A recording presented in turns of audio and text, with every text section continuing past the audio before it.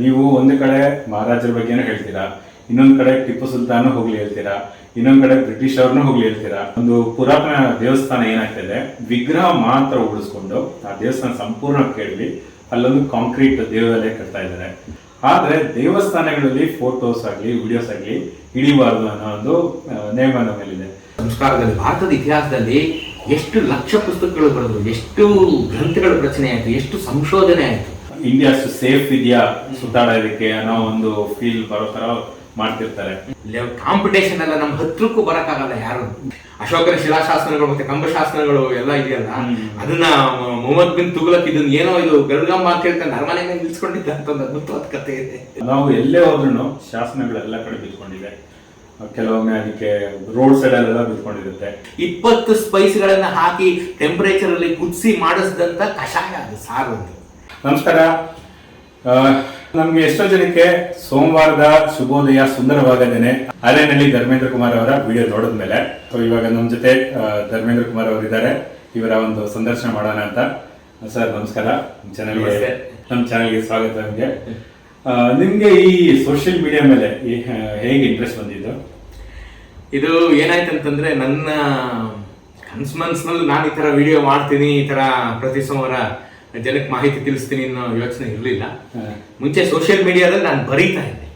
ಮೊದಲು ನನ್ನ ಕಥೆಗಳು ಸೋಷಿಯಲ್ ಮೀಡಿಯಾದಲ್ಲೇ ಬರೀತಾ ಇದ್ದೆ, ಅಲ್ಲೇ ಬರೀತಾ ಇದ್ದೆ, ಅಲ್ಲಿ ಬರೀತಾ ಇದ್ದೆ, ನನ್ನ ಕಥೆಗಳು ಬರೀತಾ ಇದ್ದೆ. ಆಮೇಲೆ ಮಹಾರಾಜರ ಕಥೆ ಬರೆಯೋದಕ್ಕೆ ಶುರು ಮಾಡಿದೆ. ಮಹಾರಾಜರ ಕಥೆ ಬರೆಯೋದಕ್ಕೆ ಶುರು ಮಾಡಿ ಒಂದು 50ಕ್ಕಿಂತ ಒಂದು ಹೆಚ್ಚು ಕಡಿಮೆ 100-150 ಕಥೆನೇ ಬರ್ತಿದ್ದೀನಿ. ಮಹಾರಾಜ ಸಂಬಂಧಪಟ್ಟಂಗೆ ಕಥೆಗಳು, ಪ್ರಸಂಗಗಳು, ಇಲ್ಲಿ ನಡೆದಂತ ಘಟನೆಗಳು ಅದೆಲ್ಲ ಬರಿತಾ ಬಂದೆ. ಕೊನೆಗೆ ಅದನ್ನೆಲ್ಲ ಸೇರ್ಸಿ ಒಂದು ಪುಸ್ತಕ ಮಾಡೋಣ ಅನಿಸ್ತು. ಪುಸ್ತಕನೂ ಮಾಡಿದೆ, ಮರದೋದ ಮೈಸೂರಿನ ಪುಟಗಳು ಅಂತೇಳಿ. 2018 ಅಕ್ಟೋಬರ್ನಲ್ಲಿ ಅದನ್ನು ಬಿಡುಗಡೆನೂ ಮಾಡಿದೆ. ಅದೀಗ 3ನೇ ಮುದ್ರಣ ಬೇರೆ ಆಗಿದೆ ಅದು. ಸೊ ಅದನ್ನ ಮಾಡಿದ್ಮೇಲೆ ಪ್ರತಿ ವಾರ ಈ ತರ ಆಲ್ಮೋಸ್ಟ್ ವಾರಕ್ಕೆ 3 ಸಲ 4 ಸಲ ಬರೀತಿದ್ದಂತ ಕಾಲಕ್ಕೆ ನನಗೆಲ್ಲೋ ಏನು ಅನ್ಸೋದು ಅಂದ್ರೆ, ಜನ ಎಷ್ಟು ಓದಿದ್ರು 1000 ಜನ ಮ್ಯಾಕ್ಸಿಮಮ್ ಅಂದ್ರೆ 1000 ಜನ ಓದ್ಬೋದು, ಅದಕ್ಕಿಂತ ಓದಕ್ಕಾಗಲ್ಲ. ನನಗೆ ನಮ್ಮ ಮಹಾರಾಜರದ್ದು ವಿಚಾರ, ಅವ್ರು ಮಾಡಿದಂಥ ಜನೋಪಕಾರವಾದಂಥ ಕೆಲಸಗಳನ್ನ ಆದಷ್ಟು ಹೆಚ್ಚೆಚ್ಚು ಜನಕ್ಕೆ ತಲುಪಿಸ್ಬೇಕು ಅನ್ನೋವಂಥ ಒಂದು ಆಸೆ ಇತ್ತು. ಅದಮ್ಯವಾದ ಈಗಲೂ ಅದೇ ಆಸೆ ನನಗಿರೋದು. ಸೊ ಅದನ್ನ ಏನ್ ಮಾಡೋದು ಅಂತ ಅನ್ಕೊಂಡಾಗ ಒಂದ್ಸಲಿ ಇದನ್ನ ಬರೆಯೋದಕ್ಕಿಂತ ಒಂದು ಸಣ್ಣ ವಿಡಿಯೋ ಮಾಡಿ ಹೇಳ್ಬಿಟ್ರೆ ಹೇಗಿರುತ್ತೆ ಜನಕ್ಕೆ ಅಂತ ಒಂದು ಆಲೋಚನೆ ಬಂತು.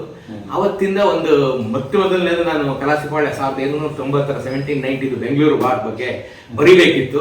ಅದನ್ನ ಹೇಳೇ ಬಿಡೋಣ ಅಂತೇಳಿ ಅದನ್ನ ಒಂದು ವಿಡಿಯೋ ಮಾಡಿದೆ. ಅಲ್ಲಿಂದ ಇವತ್ತರೆಗೂ ಈ ವಿಡಿಯೋ.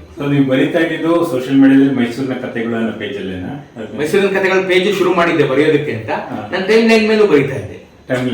ಇದು ಮೈಸೂರಿನ ಕಥೆಗಳ ಪೇಜ್ ಶುರು ಮಾಡಿದ್ದೆ ಬರೆಯೋದಕ್ಕೆ, ಮೈಸೂರಿನ ಕಥೆಗಳೆಲ್ಲ ಗೊತ್ತಾಗ್ಲಿ ಜನಕ್ಕೆ ಅಂತ. ಈಗ ಅದು ವಿಡಿಯೋ ಆಗಿ ಕೊಡ್ತಾ ಇದೆ ಈಗ. ಸೊ ಧರ್ಮೇಂದ್ರ ಕುಮಾರ್ ಅವ್ರ ಬಗ್ಗೆ ನಾನು ಜಾಸ್ತಿ ಇಂಟ್ರೊಡಕ್ಷನ್ ಅಂತ ಮಾಡಿಲ್ಲ, ಯಾಕಂದ್ರೆ ನನ್ನ ಪ್ರಕಾರ ನನ್ನ ಚಾನೆಲ್ ನೋಡುವಂತವ್ರು ಎಲ್ರು ಇವರೇ ವಿಡಿಯೋಸ್ ಕೂಡ ನೋಡ್ತಿದ್ದಾರೆ ಅಂತ ನಾನು ಭಾವಿಸ್ತಾ ಇದ್ದೀನಿ. ನೀವು ಸೋಷಿಯಲ್ ಮೀಡಿಯಾಕ್ಕೆ ಬರಕ್ ಮುಂಚೆ, ಬರವಣಿಗೆ ಶುರು ಮಾಡಕ್ ಮುಂಚೆ ಏನ್ ಮಾಡ್ತಾ ಇದ್ರಿ? ಸರ್ ನಾನು ಮುಂಚೆನೂ ಈಗಲೂ ನಾನು ಸಿವಿಲ್ ಇಂಜಿನಿಯರ್ ಒಬ್ಬ. ಈಗ ಸಿವಿಲ್ ಇಂಜಿನಿಯರ್. ಮುಂಚೆ ಎಲ್ಲ ಇಂಜಿನಿಯರಿಂಗ್ 89 ಮೈಸೂರಲ್ಲಿ ಮುಗಿಸಿ, 89-90 ಮೈಸೂರಲ್ಲಿ ಮುಗಿಸಿ, ಆಮೇಲೆ ಮೈಸೂರು, ಬೆಂಗಳೂರು, ಮುಂಬೈ ಮತ್ತೆ ಮಿಡ್ಲ್ ಈಸ್ಟ್, ಆಫ್ರಿಕಾನಲ್ಲೆಲ್ಲ ಕೆಲಸ ಮಾಡಿ ವಾಪಸ್ ಬೆಂಗಳೂರಿಗೆ ಬಂದೆ. ಬೆಂಗಳೂರಿಗೆ ಬಂದಾಗ ಸ್ವಲ್ಪ ನಂದೇ ಆದಂತ ಕಟ್ಟಡ ನಿರ್ಮಾಣ ಕಾರ್ಯಗಳನ್ನ ತಗೊಂಡು ಕೆಲಸ ಮಾಡ್ತಿರ್ತಕ್ಕಂಥ ಕಾಲದಲ್ಲಿ ಸ್ವಲ್ಪ ಫ್ರೀ ಟೈಮ್ ಇರುತ್ತೆ ನಮ್ಮ ಮುಂದೆ ಕೆಲಸ ಮಾಡ್ಕೋವಾಗ. ಆಗ ಈ ತರ ಪುನಃ ಬರವಣಿಗೆ ಎಲ್ಲ ಶುರು ಮಾಡಿದೆ, ಬರೆಯೋದಕ್ಕೆ ಶುರು ಮಾಡಿದೆ. ಮಹಾರಾಜರ ಕಥೆ ಈಗಾಗಲೇ ಹೇಳಿದಾಗೆ ಶುರು ಮಾಡಿ ಇದನ್ನೆಲ್ಲ ಯಾಕೆ ನಾನು ಮಾಡಿದೆ ಅಂತ ಅನ್ಸ್ಕೊಳ್ಳುವಾಗ, ಯಾತಕ್ಕೆ ಈ ತರ ಎಲ್ಲ ಆಯ್ತು ಅಂತ ನಾನು ನೋಡುವಾಗ, ಈಗ ಜಗತ್ತಿನಲ್ಲಿ ಏನ್ ನಡೀತಾ ಇದೆ ಅಂತ ನೋಡುವಾಗ, ಯಾರಿಗೆ ಸಿಗ್ಬೇಕು ಗೌರವ, ಯಾರನ್ನ ನಾವು ನೆನ್ಸ್ಕೋಬೇಕು ಅವ್ರನ್ನ ಮರ್ತು ಬಿಟ್ಟಿದೀವಿ, ಇನ್ಯಾರನ್ನೋ ನೆನ್ಸ್ಕೋತಾ ಇದ್ದೀವಿ. ಯಾಕಿದು ಅಂತ ಯೋಚನೆ ಮಾಡ್ತಾ ಇದ್ದೆ. ಇಷ್ಟೆಲ್ಲ ಕೆಲಸ ಮಾಡಿದಂತ ಮಹಾರಾಜರನ್ನ ಯಾರು ನೆನ್ಸ್ಕೋತಾನೆ ಇಲ್ವಲ್ಲ. ಪ್ರತಿ ಬೀದಿ, ಪ್ರತಿ ಗಲ್ಲಿ, ನಾ ಪ್ರತಿ ವಿಡಿಯೋದಲ್ಲೂ ಹೇಳ್ತೀನಿ, ಪ್ರತಿ ಕಟ್ಟಡ, ಪ್ರತಿ ರಸ್ತೆ ಮಹಾರಾಜರು ಮಾಡಿದ್ದು. ಇಷ್ಟೆಲ್ಲ ಇಂದಿನ ನಗರಿ ಆದಂತ ಮೈಸೂರು ಬೆಂಗಳೂರುಗಳನ್ನ, ಮೈಸೂರು ಸಂಸ್ಥಾನ 9 ಜಿಲ್ಲೆಗಳನ್ನ ಇವತ್ತು ಉಸಿರಾಡೋ ಥರ ಮಾಡಿ ಅದ್ಭುತವಾದಂತ ಒಂದು ಬಹಳ ಪೀಸ್ಫುಲ್ ಲೈಫ್ ನಾವೆಲ್ಲ ಲೀಡ್ ಮಾಡ್ತಾ ಇದೀವಿ ಮಹಾರಾಜರ ಕಾರಣ. ಸೊ ಅಂತ ಮಹಾರಾಜರು ನಾವು ಏನು ನೆನ್ಸ್ಕೊಳ್ತಾ ಇಲ್ಲ, ಒಂದು ನೆನ್ಸ್ಕೊಳ್ಳೋಷ್ಟು ನಮ್ಗೆ ಯೋಗ್ಯತೆ ಇಲ್ವಾ ಅಂತ ಅನ್ನಿಸ್ತಿತ್ತು. ಹಾಗಾಗಿ ಇತಿಹಾಸದ ಮೇಲೆ ನಿಮ್ಗೆ ಮುಂಚೆಯಿಂದನೇ ಆಸಕ್ತಿ ಇತ್ತು? ಸರ್ ಇದು ಒಳ್ಳೆ ಪ್ರಶ್ನೆ. ಇದೇನಂದ್ರೆ, ನಾನು ಇದನ್ನ ಪ್ರತಿ ಭಾಷಣದಲ್ಲೂ ಹೇಳ್ತೀನಿ, ಪ್ರತಿ ಗ್ಯಾದರಿಂಗ್ ನಲ್ಲೂ ಹೇಳ್ತಿರ್ತೀನಿ. ಈ ಮಾತು ಇನ್ನೂ ಒಂದ್ಸಲ ಹೇಳ್ತೀನಿ ನಿಮ್ಮ ಚಾನಲ್ ನ ನೋಡುಗರಿಗೋಸ್ಕರ. 50-60 ದಶಕದಲ್ಲಿ 50-60s ಅಲ್ಲಿ ಮೈಸೂರಿನಲ್ಲಿ ಹುಟ್ಟಿದವ್ರಿಗೆ ಒಂದು ವಿಶೇಷವಾದಂತ ಪ್ರೀತಿ ಮಹಾರಾಜರ ಮೇಲೆ. ಮತ್ತು ಒಂದು ವಿಶೇಷವಾದಂತಹ ಸೌಲಭ್ಯ ನಮ್ಗಿರುತ್ತೆ. ನಾನು 68ರಲ್ಲಿ ಹುಟ್ಟಿದ್ದೆ, ಮೈಸೂರಲ್ಲಿ ಹುಟ್ಟಿದ್ದೆ. ಇದೆಲ್ಲ ಗೊತ್ತು, ಇನ್ನೊಂದ್ಸರಿ ಯಾರು ಹೇಳ್ತೀನಿ. ನಮ್ಮನೆ ಅರಮನೆಗೆ ನಮ್ಮನೆ ಒಂದು 100 ಗಜ ಅಷ್ಟೇ. ಅರಮನೆಯಲ್ಲಿ ಹಾಕಿದ್ದ ಲೈಟಿನ ಬೆಳಕು ನಮ್ಮನೆ ಮೇಲೆ ಬೀಳ್ತಾ ಇತ್ತು, ಈಗಲೂ ಬೀಳುತ್ತೆ. ನಾವು ಅದೇ ಮನೇಲಿ ಇದೀವಿ.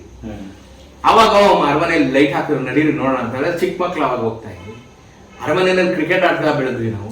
ಅವಾಗೇನು ಸೆಕ್ಯೂರಿಟಿ, ಟೆರರಿಸಮ್ ಇದೆಲ್ಲ ಏನು ಇಲ್ಲದೆ ಇರೋಂಥ ಕಾಲ, ಬಹಳ ಸುವರ್ಣ ಯುಗ ಆಗ, ಬಹಳ ಚೆನ್ನಾಗಿತ್ತು. ಮಹಾರಾಜರು ಅಷ್ಟೇ ನಮ್ಮನ್ನ, ಇವ್ರ ಪ್ರಜೆಗಳು ಇವ್ರು ಯಾರು ಅರಮನೆ ಒಳಗೆ ಬರಬಾರ್ದು ಅಂತ ಅವ್ರೇನು ಯಾರು ಯಾವತ್ತೂ ತಡೀಲಿಲ್ಲ. ನಮ್ಗೂ ಅದು ಮಹಾರಾಜರ ಮನೆ ನಾವು ಹೋಗ್ಬಾರ್ದು ಅನ್ಸೋದು, ಅದು ನಮ್ಮ ಮನೆ ಅಂತಾನೆ ಅನ್ಸೋದು. ಇವತ್ತಿಗೂ ಅದು ನಮ್ಮ ಮನೆ ಆಪ್ತ, ಅದು ಅರಮನೆ ಅಂದ್ರೆ ಅದು ನಮ್ಮ ಮನೆ ಲೆಕ್ಕ, ಅದೇ ನಮ್ಮ ಮನೆ ಆಗ್ಬೇಕು. ಆ ಒಂದು ಭಾವ, ಒಂದು ಸಂಗಮ ನಮಗೆ ಮಹಾರಾಜರ ಮೇಲಿದೆ. ಪ್ರತಿ ಮೈಸೂರಿಗೂ ಇದೆ, ನನ್ನಲ್ಲಿ ಇದೆ. ನಾನು ಹೇಳ್ತಿದ್ದೀನಿ, ಎಲ್ಲ ಮೈಸೂರಿಗರಿಗೆ ಆವತ್ತಿನ ಕಾಲದಲ್ಲಿ ಇದೆ. ಇದೇ ಒಂದು ವಿಶೇಷವಾದಂತ ಪ್ರೀತಿ ನಮಗಿದೆ. ಹಾಗಾಗಿ ನಾವೇನಂದ್ರೆ ಮೈಸೂರಿನ ಜನ ಎಲ್ಲೇ ಹೋದ್ರು ಈ ಪ್ರಸಂಗ ಮಹಾರಾಜರನ್ನ ಹೇಳೋದಕ್ಕೆ ಕಾತರರಾಗಿರ್ತೀವಿ. ನಮ್ಮ ಕಾಲದಲ್ಲಿ ಹಂಗಿತ್ತು, ನಮ್ಮ ಕಾಲದಲ್ಲಿ ಹಿಂಗಿತ್ತು ಅಂತ. ಅದನ್ನ ನಾನು ಈ ವಿಡಿಯೋ ಮುಂದೆ ಹೇಳ್ತೇನೆ. ಯಾಕೆಂದ್ರೆ ನಾವು ಅಷ್ಟು ಈಗ 53-54 ವರ್ಷ ನಾವು ಬೆಳ್ಕೊಂಡು ಬಂದಿದ್ದು ನೋಡಿದಾಗ ಏನು ಮಾಡಿಲ್ದೇ ಇರೋರ್ನ, ಏನು ಇಲ್ಲದೆ ಇರೋರ್ನ ಇವತ್ತು ನಾವು ಎಲ್ಲೆಲ್ಲೋ ಕೂರಿಸ್ಬಿಟ್ಟಿದೀವಲ್ಲಪ್ಪ. ಎಷ್ಟೆಲ್ಲ ಮಾಡೋದ್ರು ಮಹಾರಾಜರನ್ನ ಒಂದು ನೆನ್ಸ್ಕೊಳ್ಳೋ ಅಂತ ಒಂದು ನಾವು ಇದನ್ನ ಕೃತಜ್ಞತೆ ನಾವು ತೋರಿಸ್ತಾ ಇಲ್ವಲ್ಲಪ್ಪ. ಯಾಕಿಷ್ಟು ನಿರಭಿಮಾನಿಗಳಾಗ್ಬಿಟ್ರು ನಾವು ಅಂತ ನಮ್ಮನ್ನ ನಾವು ಬಡಿದೆಪ್ಸುವಂತ ಕೆಲಸ ಮಾಡ್ತಾ ಇದ್ದೀವಿ. ಹೇಳಿ ನೋಡಿ ಮಹಾರಾಜರು ಮಾಡೋದು ಆ ಕೆಲಸ. ಹಾಗಾಗಿ ನನಗೆ ವಿಶೇಷವಾದಂತ ಪ್ರೀತಿ. ಹಾಗಿರ್ಬೇಕಂದ್ರೆ ನೀವು ಒಂದು ಕಡೆ ಮಹಾರಾಜರ ಬಗ್ಗೆನೂ ಹೇಳ್ತೀರಾ, ಇನ್ನೊಂದ್ ಕಡೆ ಟಿಪ್ಪು ಸುಲ್ತಾನ್ ಹೋಗ್ಲಿ ಹೇಳ್ತೀರಾ, ಇನ್ನೊಂದ್ ಕಡೆ ಬ್ರಿಟಿಷ್ ಅವ್ರನ್ನೂ ಹೋಗ್ಲಿ ಹೇಳ್ತೀರಾ. ಅದು ಖಂಡಿತ ಕಾಂಟ್ರವರ್ಸಿ ಆಗ್ತಾನೆ ಇರುತ್ತೆ. ಸೊ ಅದನ್ನ ಹೇಗ್ ಮ್ಯಾನೇಜ್ ಮಾಡ್ತೀರಾ? ಮತ್ತೆ ಯಾವ ಕಾರಣಕ್ಕೆ 3 ಜನನು ನೀವು ಹೊಗಳ್ಕೊಂಡೇ ಹೇಳ್ತೀರಾ? ಸರ್, ಏನಾಗುತ್ತೆ ನೋಡಿ, ಪ್ರತಿ ನಾಣ್ಯಕ್ಕೆ 2 ಮುಖ ಇದ್ದೇ ಇರುತ್ತೆ. ಹೌದು. ನಾವು ರಾಜಹಂಸದ ತರ ಇರಬೇಕು. ರಾಜಹಂಸ ಏನ್ ಮಾಡುತ್ತೆ ಅಂತಂದ್ರೆ, ಹಾಲಿಟ್ರೆ ಹಾಲಲ್ಲಿ ಹಾಲಿನಂಶ ಮಾತ್ರ ತಗೊಂಡು ನೀರಿನಂಶ ಬಿಟ್ಬಿಡುತ್ತೆ ರಾಜಹಂಸ. ಅದು ನಾವು ಮೈಸೂರಿಗರೆಲ್ಲರೂ ಈ ತರ ಹೃದಯವಂತಿಕೆಯಿಂದ ಇರುವಂತ ಜನ. ನಾವು ಪ್ರತಿಯೊಂದರಲ್ಲೂ ಒಳ್ಳೇದನ್ನೇ ನೋಡೋಕೆ ಪ್ರಯತ್ನ ಪಡುವಂತ ಜನ ನಾವು. ಮಹಾರಾಜರು ಇರ್ಬೋದು, ಟಿಪ್ಪು ಸುಲ್ತಾನ್ ಇರ್ಬೋದು, ಬ್ರಿಟಿಷ್ನವ್ರು ಇರ್ಬೋದು. ಈಗ ಬ್ರಿಟಿಷ್ನವರು ನಾನು ಹೇಳ್ತಾ ಇರ್ತೀನಿ, ಪ್ರತಿ ವಿಡಿಯೋದಲ್ಲಿ ಇವ್ರು ಲೂಟಿ ಮಾಡಕ್ಕೆ ರೈಲ್ ಮಾರ್ಗ ಹಾಕಿದ್ರು, ಇವ್ರು ಲೂಟಿ ಮಾಡಕ್ಕೆ ರಸ್ತೆ ಮಾಡಿದ್ರು. ಅದು ರಸ್ತೆ ಮಾಡಿದ್ರು, ಹೇಳ್ಬೇಕು ನಾವು. ಆ ರಸ್ತೆ ಮಾಡಿದ್ರು, ಈ ರೈಲ್ ಮಾರ್ಗ ಮಾಡಿದ್ರು, ಆಸ್ಪತ್ರೆಗಳನ್ನು ಕಟ್ಟಿದ್ರು, ಡ್ಯಾಮ್ಗಳನ್ನು ಕಟ್ಟಿದ್ರು, ಕಟ್ಕೊಟ್ರು ನಮ್ಗೆ. ಅದನ್ನು ಹೇಳಲೇಬೇಕು ನಾವು. ಈಗ ಬ್ರಿಟಿಷ್ ಮಾಡಿದ್ ಅಲ್ವೇ ಇಲ್ಲ ಅಂತ ಹೇಳಕ್ಕಾಗಲ್ಲ. ಇತಿಹಾಸ ನಾವು ಒಂದು ಸಣ್ಣ ಕಲ್ಲು ನಾವು ಬದಲಾಯಿಸಕ್ಕಂತೂ ಆಗಲ್ಲ. ಏನಿದೆ ಅದನ್ನ ನಾನು ಏನಿದೆ ಅದನ್ನು ಹೇಳ್ತಾ ಇರ್ತೀನಿ ಅಷ್ಟೇ. ಅದೇ ರೀತಿ ಮಹಾರಾಜನ ಒಬ್ಬರನ್ನ ಪ್ರತಿ ವಿಡಿಯೋ ಹೇಳಿದ ನಂತರ 1000 ಕಾರಣ ಅಂತ ಇದ್ದೇ ಇರುತ್ತೆ. ಹೈದರಾಲಿ ಮತ್ತು ಟಿಪ್ಪು ಸುಲ್ತಾನ್ 1750ರಿಂದ 1800ರವರೆಗೆ ಇಮ್ಮಡಿ ಕೃಷ್ಣರಾಜ ಒಡೆಯರಿಂದ ಮುಮ್ಮಡಿ ಕೃಷ್ಣರಾಜ ಒಡೆಯರವರೆಗೆ ಮೈಸೂರು ಸಂಸ್ಥಾನವನ್ನ ಮರಾಠಿಗರಿಂದ, ಬ್ರಿಟಿಷರಿಂದ, ಅರ್ಕಾಟಿನ ನವಾಬರಿಂದ, ಹೈದರಾಬಾದಿನ ನಿಜಾಮರಿಂದ ಕಾಪಾಡಿದಂತು. ಇದು ಮೇನ್ ಗ್ರಾಸ್. ಇದು ಮಿಕ್ಕಿದ್ದೆಲ್ಲ ಬೇರೆ ಎಲ್ಲ ಇದೆ. ಅಲ್ಲಿ ಬಹಳ 50 ವರ್ಷದ ಸುದೀರ್ಘವಾದ ಕಥೆ ಇದೆ. ಆದ್ರೆ ಗ್ರಾಸ್ ಅನ್ನು ಒಟ್ಟಾರೆಯಾಗಿ ನಾವು ನೋಡೋದಾದ್ರೆ ಇಮ್ಮಡಿ ಕೃಷ್ಣರಾಜ ಒಡೆಯರಿಂದ ಮುಮ್ಮಡಿ ಕೃಷ್ಣರಾಜ ಒಡೆಯರವರೆಗೆ 50 ವರ್ಷಗಳ ಸುದೀರ್ಘ ಕಾಲ, 40 ವರ್ಷಗಳ ಆಡಳಿತ ಮಾಡಿ, 4 ಆಂಗ್ಲೋ ಮೈಸೂರು ಯುದ್ಧಗಳನ್ನು ಮಾಡಿ, ಬಹಳ ಪ್ರಪಂಚದಲ್ಲಿ ಬಹಳ ಫೇಮಸ್ 4 ಆಂಗ್ಲೋ ಮೈಸೂರು ವಾರ್ಸು ತುಂಬಾ ಫೇಮಸ್. ತುಂಬಾ ಆಸಕ್ತಿಯಿಂದ ಓದ್ತಾರೆ ವಿದೇಶಗಳಲ್ಲಿ. ಶ್ರೀರಂಗಪಟ್ಟಣ ಅಂತ ಒಂದು ದ್ವೀಪಕ್ಕೆ ಆಸ್ಟ್ರೇಲಿಯಾದಲ್ಲಿ ಹೆಸರಿಟ್ಟಿದ್ದಾರೆ, ಶ್ರೀರಂಗಪಟ್ಟಣ ಅಂತ ಒಂದು ಹಡಗಿಗೆ ಹೆಸರಿಟ್ಕೊಂಡಿದ್ದಾರೆ. ಅಂದ್ರೆ ಶ್ರೀರಂಗಪಟ್ಟಣ ಅನ್ನೋದು ಅವತ್ತಿನ ಬ್ರಿಟಿಷರ ಮತ್ತು ಅಮೆರಿಕನ್ನರ ಮನಗಳಲ್ಲಿ ಎಷ್ಟು ಛಾಪು ಮೂಡಿತ್ತು ಅನ್ನೋದು ನಮ್ಗೆ ತಿಳ್ಕೋಬೇಕಾಗುತ್ತೆ. ಸೊ ಆ ಸುತ್ತಮುತ್ತಲೂ ಶತ್ರುಗಳನ್ನ ಇಟ್ಕೊಂಡು ಈ ರಾಜ್ಯ ಕಾಪಾಡಿದಂಥವ್ರು ಇವರಿಬ್ರು. ಆ ಕಾರಣಕ್ಕೆ ನಾವು ಅವ್ರನ್ನ ನೆನ್ಸ್ಕೋಬೇಕು. ಊರ್ ಕಟ್ಟಿದ ಕಾರಣಕ್ಕೆ ಮಹಾರಾಜರನ್ನ ನೆನ್ಸ್ಕೋಬೇಕು. ಇಂಜೆಕ್ಷನ್ ತಂದ್ರು ನಾವು ಕಾರಣ ಬ್ರಿಟಿಷರ್ ನೆನ್ಸ್ಕೋಬೇಕು. ಆ ರೀತಿಯಾಗಿ ನಾವೆಲ್ಲ ಏನ್ ತಂದು ಕೊಟ್ರು ಇವ್ರು ನಮ್ಗೆ. ಈಗ ಸರ್ ಒಬ್ಬರ ಬಗ್ಗೆ ಕೆಟ್ಟ, ಇವಾಗ ಬ್ರಿಟಿಷರು ನಮ್ಮನ್ನು ಲೂಟಿ ಮಾಡ್ಕೊಂಡು ಎಲ್ಲ ಗೊತ್ತಿರೋದು, ಲೂಟಿ ಮಾಡಿದ್ದನ್ನ ಎಲ್ಲ ಬರ್ದಿದ್ದಾರೆ. ವ್ಯಾಕ್ಸಿನ್ ತಂದು ಕೊಟ್ಟಿದ್ದನ್ನ ಎಲ್ಲೂ ಬರ್ದಿಲ್ಲ. ಅದನ್ನೇ ಹೇಳ್ಬೇಕು ನಾವು. ತಂದು ಕೊಟ್ರಪ್ಪ ವ್ಯಾಕ್ಸಿನ್, ಇಂಗ್ಲಿಷ್ ವ್ಯಾಕ್ಸಿನ್ ತಂದ್ರು ಅಂತದನ್ನ ಹೇಳ್ಬೇಕು. ಮತ್ತೆ ನಿಮ್ಮ ಕೆಲಸದ ಮಧ್ಯೆ ಹೇಳ್ತಾ ಇದ್ರೆ ಸಿವಿಲ್ ಇಂಜಿನಿಯರ್ ಆಗಿ ಇವಾಗ ಮಾಡ್ತಾ ಇದ್ರಿಂದ ಇದ್ರ ಮಧ್ಯೆ ಸಮಯ ಹೆಂಗ್ ಕಂಡುಕೊಳ್ತೀರಾ ನೀವು? ಅದೇ ಸರ್, ಇದೇನಂದ್ರೆ ಇದು ಬಹಳ ಸವಾಲಿನ ಕೆಲಸ. ಆದ್ರೆ ನಾನು ನಂದೇ ಆದಂತ ಕೆಲಸ ಮಾಡ್ತಾ ಇರೋದ್ರಿಂದ ದಿನಕ್ಕೆ ಒಂದು ಅರ್ಧ ದಿನ, ಒಂದ್ ದಿನದಲ್ಲಿ ಅರ್ಧ ದಿನ ಇದಕ್ಕೆ ಮೀಸಲಾಗಿಟ್ಟಿರ್ತೀನಿ. ರಾತ್ರಿ ಒಂದು 4 ಗಂಟೆ ಓದಕ್ ಮೀಸಲಾಗಿಟ್ಟಿರ್ತೀನಿ. ಸೊ ಹಾಗಾಗಿ ದಿನ 4 ಗಂಟೆ ಓದ್ಲೇಬೇಕು ಸರ್. ಅಟ್ಲೀಸ್ಟ್ ಒಂದು 3 ಅವರ್ ಓದ್ಬೇಕು. ಒಂದಿನ ತಪ್ಪಿಸಿದ್ರು ಒಂದಿನ ಚರ್ಚೆನೇ ಇರುತ್ತೆ. ಯಾಕೆಂದ್ರೆ ನಾನು ಓದಿದ್ದನ್ನೇ ಒಂದು ಸಬ್ಜೆಕ್ಟ್ಗೆ 20 ಪುಸ್ತಕ ಇರುತ್ತೆ. ಎಲ್ಲಾನು ನಮ್ಮ ಹತ್ರ ಇರಲ್ಲ. ಆ ಪುಸ್ತಕ ಇರೋರ ಅಥವಾ ಅಭಿಪ್ರಾಯ ವಿನಿಮಯ ನೀವು ಓದ್ತಿರ್ತೀರಿ ಅಂತ ಇಟ್ಕೊಳ್ಳಿ. ಯಾವ್ದೋ ಒಂದು ಇತಿಹಾಸ, ನೀವು ಸಪೋಸ್ ಬೀರ್ಜರ್ದಿಲ್ಲೇ ಇತಿಹಾಸ, ಮೊಹಮ್ಮದ್ ಗವಾನ್ ನಾನು ಓದಿರ್ತೀನಿ, ನೀವು ಓದಿರ್ತೀರಿ. ನಮ್ಮಿಬ್ಬರು ವಿಚಾರ ವಿನಿಮಯ, ಇದು ಹೌದಾ ಇದು ಇಲ್ವಾ, ಈ ಪುಸ್ತಕದಲ್ಲಿ ಏನಿದೆ. ಕೆಲವು ಸರಿ ಏನಾಗುತ್ತೆ, 2 ಪುಸ್ತಕಗಳಲ್ಲಿ ತದ್ವಿರುದ್ಧವಾದ ಬರವಣಿಗೆಗಳಿವೆ. ಕೆಲವು ಸರಿ ಆ ಲೇಖಕರನ್ನೇ ಮಾತಾಡ್ಸೋ ಪ್ರಯತ್ನ ಪಡ್ತೀನಿ. ನನ್ನ ಒಂದು ಲಿಮಿಟ್ಸ್ ನಲ್ಲಿ ಯಾರು ಸಿಗ್ತಾರ ಸರ್ ಇದೇನ್ ಹೀಗೆ ಬರ್ದಿದ್ರಿ ಹೇಗೆ ಏನ್ ಕತೆ ಅಂತ ಇವ್ರನ್ನ ಕೇಳ್ತೀನಿ ಅವ್ರಿಗೆ ಇದೆಲ್ಲ. ಯಾಕೆಂದ್ರೆ ಒಂದು ವಿಡಿಯೋ ಹೇಳ್ಬೇಕಾದ್ರೆ ಈ ನೋಡಿದ್ರೆ ಯಾರು ಕೆಲವು ಸರಿ ಓದಿಲ್ದೇ ಇರೋ ಸಾಧ್ಯತೆಗಳು ಇರ್ತವೆ. ಈ ನಾನು ವಿಡಿಯೋ ಹೇಳಿದ್ದನ್ನೇ ನಂಬ್ಕೊಂಡ್ಬಿಡುವಂತದ್ದು ಸಾಧ್ಯತೆಗಳು ಇರ್ತವೆ. ಹಾಗಾಗಿ 90 ಆದಷ್ಟು ಇದರಲ್ಲಿ ಈ ತರ ಹೇಳಿದಾರೆ ಇದರಲ್ಲಿ, ಅದಕ್ಕೆ ನಾನು ಕೈಯಲ್ಲಿ ಒಂದು ಪುಸ್ತಕ ಇಟ್ಕೊಂಡಿರ್ತೀನಿ, ಇನ್ನೊಂದಪ್ಪ ಇಲ್ಲಿ ಈ ತರ ಹೇಳಿದ್ದಾರೆ, ಇವ್ರು ಈ ತರ ಹೇಳಿದ್ದಾರೆ ಅಂತ ಹೇಳೋ ಪ್ರಯತ್ನ ಮಾಡ್ತಾ ಇರ್ತೀನಿ. ಸೊ ಹೀಗೆ ಸಮಯ ಮಾಡ್ತಿರ್ತೀನಿ, ಮಾಡ್ಕೊಂಡು ಒಂದು ವಿಡಿಯೋ ಮಾಡಿ. ಅದ್ರ ಜೊತೆಗೆ ನೀವು ಸ್ಥಳಕ್ಕೆ ಹೋಗಿ ವಿಡಿಯೋನು ಮಾಡಿ ಎಡಿಟಿಂಗ್ ಮಾಡ್ತೀರಾ, ಅದೇ ಮ್ಯಾನೇಜ್ ಮಾಡ್ತೀರಾ? ಅದು ಸರ್ ಈಗ ಏನಾಗಿದೆ ಅಂದ್ರೆ ಎಡಿಟಿಂಗ್ ಈಗ ಮಾಡ್ತಾ ಇದ್ದೀನಿ. ಈಗ ಒಂದು 30 ವಿಡಿಯೋದಿಂದ ಎಡಿಟಿಂಗ್ 130 ವಿಡಿಯೋ 131 132 ಆಗಿದೆ. ಈ ಮೊದಲು 100 ವಿಡಿಯೋಗಳು ಎಡಿಟಿಂಗ್ ಇರಲಿಲ್ಲ, ಪಕ್ಕಾ ಆ ವಿಡಿಯೋಸ್ ಮೊಬೈಲ್ ಅಲ್ಲಿ ಏನ್ ಶೂಟ್ ಮಾಡ್ತಾ ಇದೆ ಅದನ್ನ ಡೈರೆಕ್ಟ್ ಅಪ್ಲೋಡ್ ಮಾಡ್ತಾ ಇದ್ದೆ. ಹಾಗಾಗಿ ಏನ್ ಹೇಳ್ತೀನಿ ಹೇಳಲ್ಲ, ಕೆಮ್ಮಿದ್ದು ಸೀನಿದ್ದು ಎಲ್ಲ ಅಲ್ಲೇ ಬರೋದು. ಬಟ್ ಜನ ಇಷ್ಟಪಡ್ತಾ ಇದ್ರು, ಜನಕ್ಕೆ ನಾನು ಬಹಳ ಋಣಿ ನಿಜವಲ್ಲ ಅವ್ರಿಗೆಲ್ಲ, ಇದೆಲ್ಲಾನು ಸಹಿಸ್ಕೊಂಡು ನನ್ನ ಇನ್ನೂ ನೋಡ್ತಾ ಇದ್ದಾರೆ ಅಂತ.